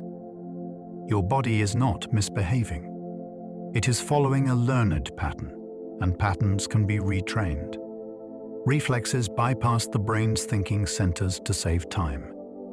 When you touch something hot, your hand pulls away before you can describe what happened. That speed comes from reflex circuits that route signals through the spinal cord, then send a rapid command back to muscles. The brain gets the message a moment later, and that is when you feel the full experience and decide what to do next. Reflexes also stabilize you while you move. If you trip, your legs can adjust in fractions of a second, protecting your head and spine. These circuits are not rigid. They can be tuned by training and context, which is why athletes develop faster protective responses. Reflexes can even change with anxiety, because the nervous system raises readiness when it predicts danger. They are proof that you are not a single controller sitting in the skull. You are a layered system, with fast safety programs running under conscious thought, always prepared to intervene. Your reaction time changes with sleep, stress, and even temperature. Reaction time is not just how fast you are. It reflects the whole chain from sensing to deciding to moving. When you are sleep-deprived, that chain slows, and mistakes become more likely because attention slips. Stress can cut two ways. Mild arousal can sharpen readiness, yet intense stress can narrow focus so much that you miss important cues. temperature matters too. In the cold, nerve conduction and muscle contraction can slow, which is why warm-ups are common in sport. Reaction time also depends on expectation. If you know what is coming, you can respond faster, because the brain is preloading the response. That is why a starting pistol works, and why sudden surprises catch you flat-footed. The fascinating part is that you can train this system. Practice builds familiarity, and familiarity reduces decision time. Speed is partly biology and partly preparation. Your hands had dense nerve endings, which is why tools feel alive. Your fingertips contain a rich array of receptors that detect pressure, vibration, texture, and tiny slips. When you hold a pen, a spoon, or a guitar pick, the brain quickly blends touch with movement signals from muscles and joints. Over time, the tool becomes part of your working body map. You stop thinking about the pen. You think through the pen. This is why a chef can sense a knife's edge, and why a musician can feel the string through a callus. It is also why you can drive a car and sense its width in a narrow lane. The nervous system is built to extend itself. Anything you use repeatedly becomes a new kind of limb, because the brain values control. Your hands are not just grippers. They are high-resolution sensors that let you shape the world and then feel the world shaping back. The body's maps can change, so a violinist's fingers gain territory. Your brain holds maps of the body, and those maps are not fixed. Regions that are used often can claim more representation, while regions that are used less can shrink. For a violinist, finely controlled finger movements and constant tactile feedback can enlarge the brain's investment in those fingertips. The same idea appears in many skills. A braille reader can become exquisitely sensitive in one finger, and a surgeon can develop remarkable precision through practice.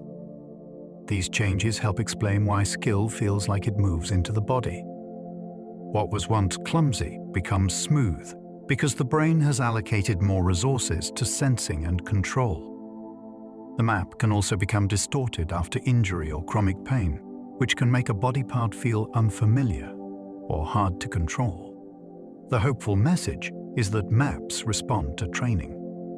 With repetition and careful feedback, the brain can redraw itself. Pain is a protective output, not a direct damage meter. Pain is the brain's way of urging protection. It weighs signals from tissues, memories of past threat, and the current sense of safety.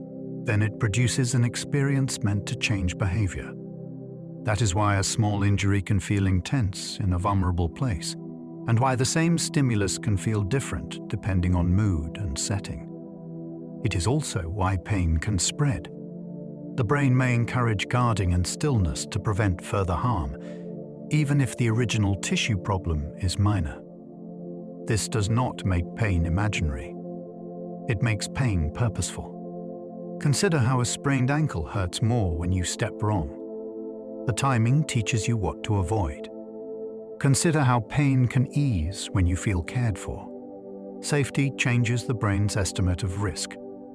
Understanding pain as protection can reduce fear, and fear is a powerful amplifier.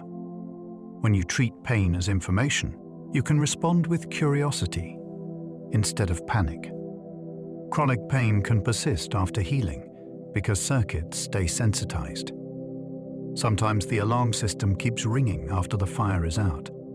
Nerves that carried intense signals during an injury can become more excitable, and spinal cord pathways can amplify messages they used to ignore. The brain can also maintain a state of high vigilance, especially if pain has been unpredictable or frightening. Over time, harmless sensations can be interpreted as threat, and pain can appear without new tissue damage. This is often called sensitization, and it can show up in conditions like persistent back pain, some headaches, or pain after surgery that never fully settles. The encouraging part is that sensitization can be addressed. Treatments may include graded movement, stress regulation, sleep repair, and therapies that retrain attention and expectation around sensation. The goal is not to tough it out. The goal is to teach the nervous system that it can lower the volume safely. Chronic pain is real. It is also changeable because nervous systems learn. Placebo effects can trigger real chemistry, including pain relief pathways. Shiver in some experiments.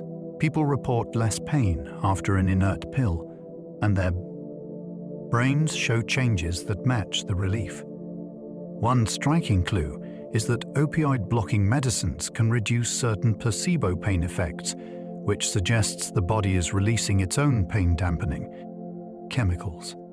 Placebo responses can also be learned through conditioning.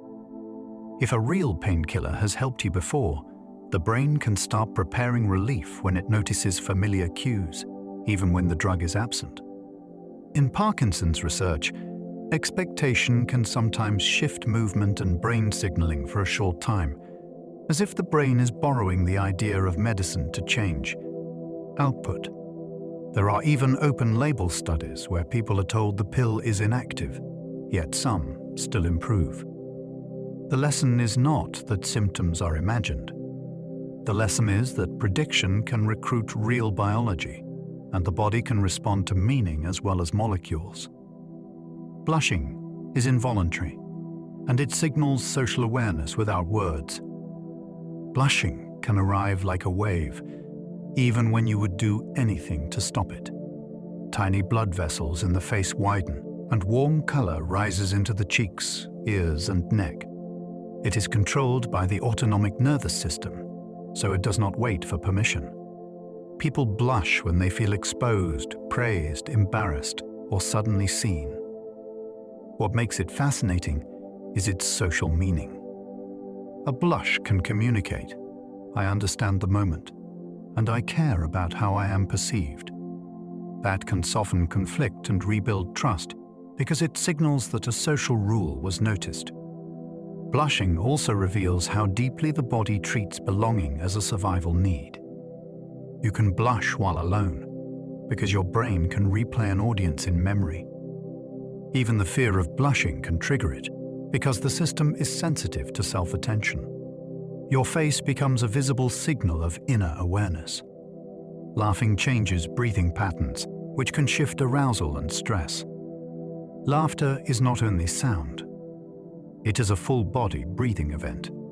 Your diaphragm pulses, your exhale becomes forceful and rhythmic, and your inhale is pulled in quickly between bursts.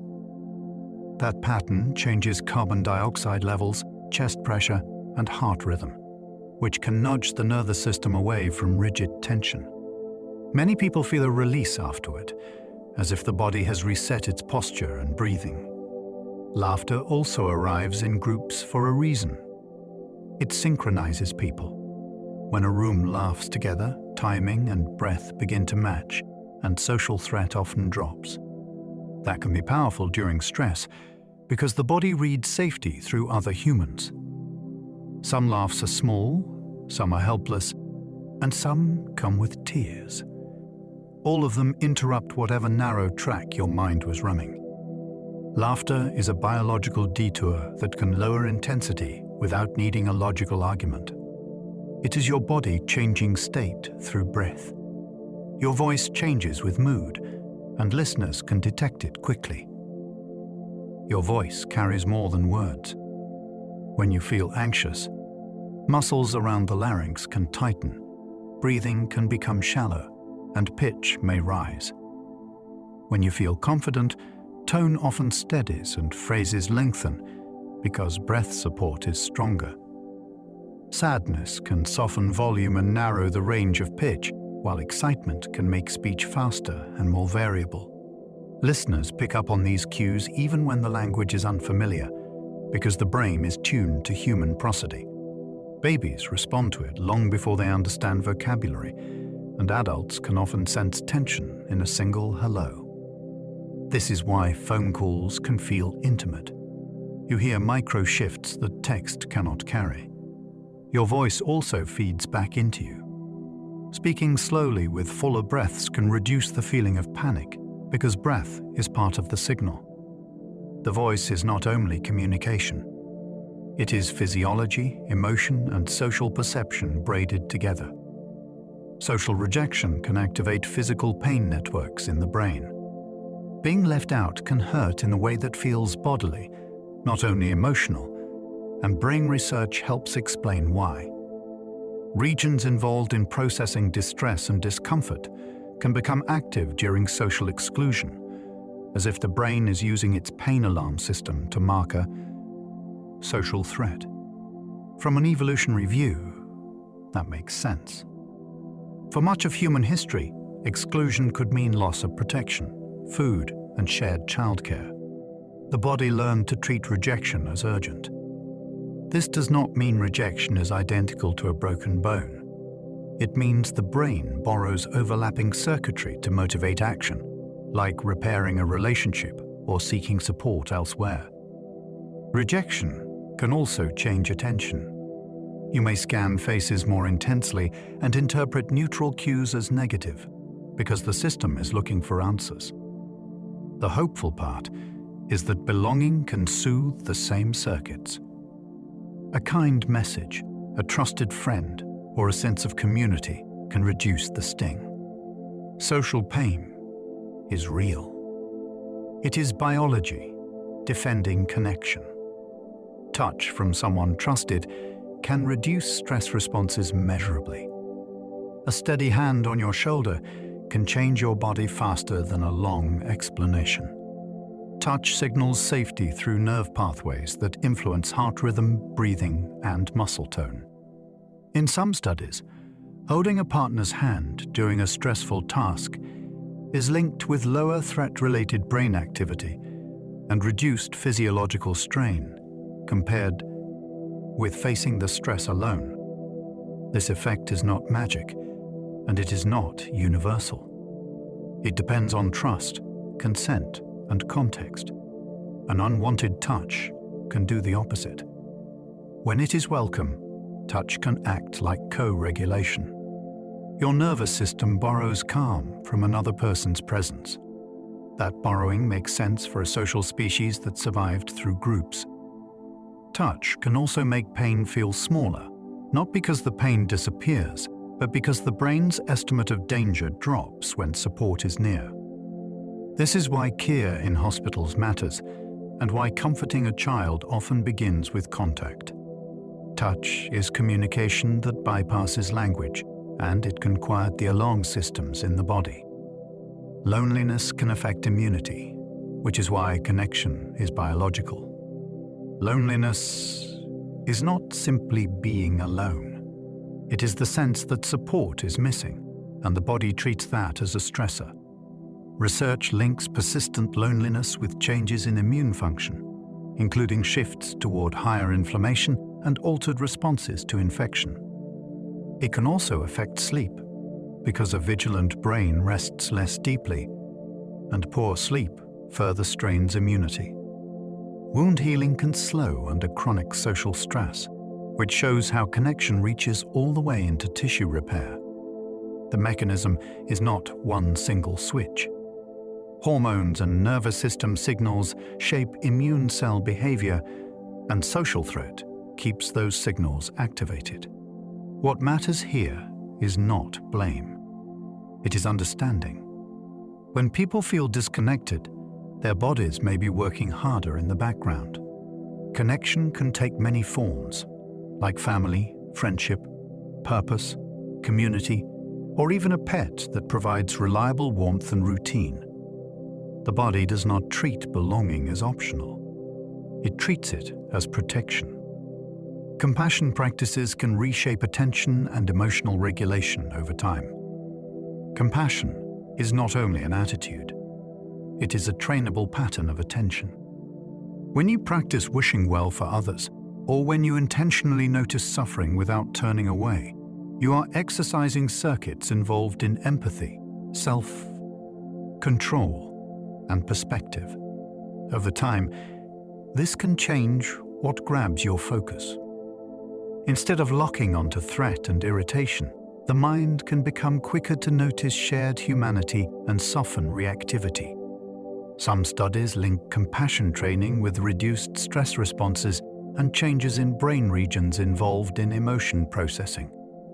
In daily life, the effect often shows up as a longer pause before you snap, and a faster recovery when something goes wrong. Compassion also changes social dynamics. People respond to warmth, and that response can feed back into your own nervous system through connection and trust. This is not about being endlessly nice. It is about building flexibility, so your emotional life is not dictated by every provocation. Compassion can become a skill that steadies you and spreads outward at the same time. Sleep is not one thing. It cycles through distinct brain states. Across the night, your brain moves through repeating cycles, and each state has its own job. In lighter stages, awareness fades, muscles relax, and the brain begins sorting the day. In deeper stages, the body becomes harder to wake, breathing steadies, and restoration ramps up. Then comes a more active phase where the brain looks surprisingly awake, even though the body stays largely still. These shifts are not random. They follow patterns that change with age, stress, alcohol, illness, and sleep debt. The early part of the night often leans more toward deep restoration, while later cycles tend to include more vivid dreaming. When you wake at the wrong moment, you can feel groggy because you interrupted a state that was not ready to release you. Sleep is a nightly journey through multiple modes, and you wake feeling different depending on where you surfaced. REM sleep helps integrate emotion, while dreams stitch fragments together. In REM sleep, the brain becomes highly active, and dreaming often becomes vivid and story-like. One important role of this state may be emotional processing. The brain can revisit charged experiences, yet the chemistry of REM is different from waking life, which may help reduce the sting while keeping the lesson. It is like replaying a scene with a new soundtrack. Dreams do not follow strict logic because the brain is combining fragments from memory, sensation, and imagination, then testing how they fit. That strange blending can create insight because it links ideas that would not meet in daylight. REM also seems to support social and emotional learning, which may be why a bad night can leave you more reactive the next day. When REM is disrupted, people often report feeling more irritable and less resilient. Dreams are not random noise.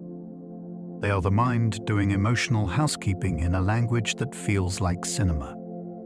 Biofeedback can teach control over automatic functions like heart rate. Biofeedback turns invisible physiology into something you can sense in real time. A monitor might show heart rate variability, skin conductance, muscle tension, or breathing patterns, and you learn what shifts those signals. At first, it can feel strange. You try to relax, and the numbers jump around. Then you begin to notice what actually works, like a slower exhale, a softer jaw, or a change in posture. The body gives feedback immediately, and your brain starts mapping cause and effect. Over sessions, this can become a skill you carry without the equipment. Athletes use it to improve recovery between bursts of effort. People with anxiety use it to interrupt spirals before they become floods. It can also help with headaches and stress-related tension because you learn to detect early tightening before it turns into pain. Biofeedback is like learning a new sense for your own nervous system. Mirror neurons help you understand actions, but context decides meaning. When you watch someone lift a cup, parts of your brain involved in performing actions can become active, as if your system is modeling what you see. This helps you understand movement quickly. It also supports learning by imitation, since the brain can map observed actions onto your own motor plans. But action understanding is not the same as intention understanding.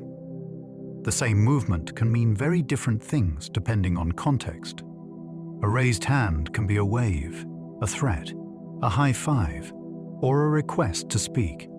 Your brain combines body language, facial cues, setting, and past experience to decide what the action means. This is why misunderstandings happen so easily online, where action cues are missing. It is also why empathy can be difficult during stress. When you feel threatened, your brain tends to interpret ambiguous actions more negatively. Understanding others is a layered process. Your brain simulates motion, then your mind interprets it inside a story. The brain predicts other people, which is why surprises feel intense. Social life is full of fast forecasting. Your brain tracks patterns in voices, gestures, timing, and facial expression. Then it predicts what someone will do next. When the prediction is correct, interaction feels smooth. When it is wrong, you feel a jolt. Surprise is the brain announcing that its model needs an update. That jolt can be delightful, like an unexpected gift, or unsettling, like a sudden change in tone. It is also why small betrayals can feel so painful. The brain expected safety, and it was forced to rewrite the map. Prediction is not only about threat. It also helps you coordinate kindness. You hold the door because you expect someone to pass through. You pause in conversation because you expect the other person to respond. Social prediction is constant, and it shapes your nervous system. When relationships are stable, prediction becomes easy and soothing. When relationships are unpredictable, your body may stay braced, even in quiet rooms. Your sense of self is constructed, and it can shift with injury. You feel like a single, continuous person, yet that feeling is assembled from many parts. The brain integrates memory, body signals, social feedback, and ongoing goals into one coherent identity. When certain brain regions are injured, the experience of self can change in surprising ways. Some people report shifts in personality, motivation, or emotional tone. Others experience distortions in body ownership, like feeling that a limb does not belong to them. There are also conditions where awareness of one side of space is reduced, so the world feels strangely incomplete. These changes are not character flaws. They reveal that the self is a process, not an object.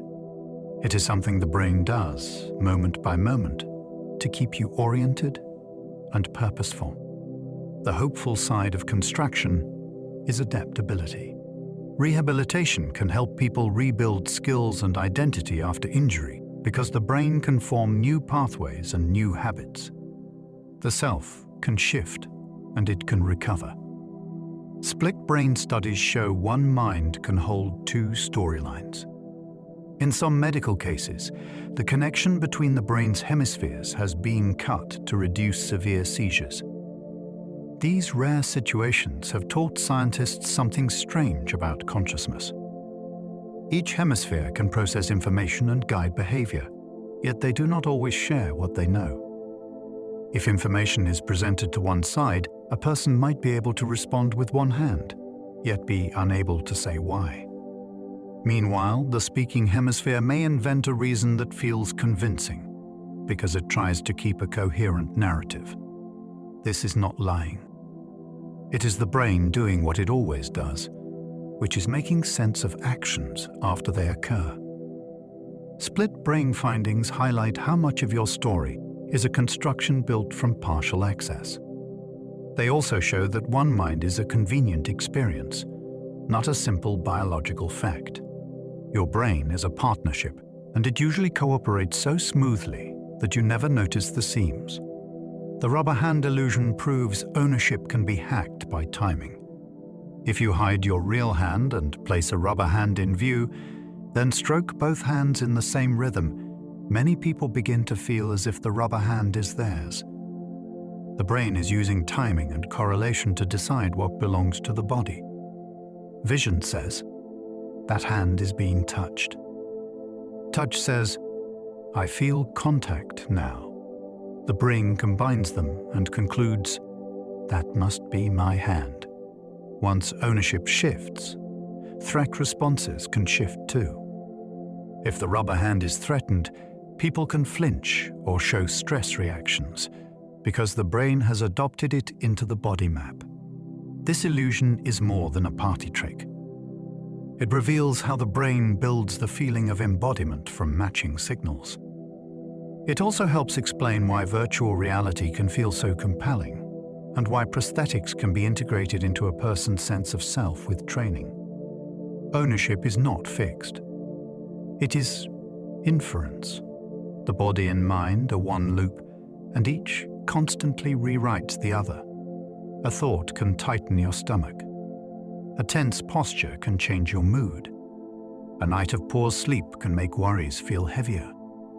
This is the loop in action. The brain interprets body signals, then adjusts behavior and emotion. The body responds to emotion with hormones, muscle tone, and changes in circulation. Then the brain reads those new signals and updates its interpretation again. Over time, the loop can create habits. If stress repeatedly pairs with shallow breathing, the body may learn that pattern as a default. If safety repeatedly pairs with slow movement and warmth, the body may learn that too. The loop can amplify problems, but it can also amplify healing. Small shifts can cascade. A steadier morning routine can improve sleep, which improves appetite, which improves mood, which improves relationships. The loop is always running. You are never only thinking, and you are never only a body. You are a living feedback system, updating itself every moment. As we come to the end of our journey through mind and body, notice what we have really been listening to: a living conversation. Electricity turning into thought. Chemistry turning into mood. Breath shaping the rhythm of the heart, and the heart sending messages back in return. We wandered through the senses that build your world and the hidden predictions that make the present feel seamless. We felt how memory can be rewritten as it is recalled, and how learning can sink deeper while you sleep. We traced the body's defenses, from immune memory to fever and inflammation, and we noticed how easily protection can misfire into allergies, or turn inward, or to immune illness. We touched the quiet power of connection, and how belonging can reach into stress, pain, and healing. We even lingered in the strange edges of consciousness, where a dream can become lucid, or a rubber hand can feel like part of you. And now, you do not need to hold any of it tightly. Let it settle like snow in a globe, drifting down until the water clears. Let your shoulders soften. Let your tongue rest in your mouth. Let your breathing find a pace that feels unforced. If you enjoyed this sleepy journey through science, you might like, subscribe, or leave a kind comment so others can find their way here too. And if you are still awake, there will be another video waiting on your screen, ready to carry you onward. But for now, allow the day to be done. Let thoughts arrive and pass without effort. Stay warm, stay safe, and let sleep come when it is ready. Sleep well, and good night.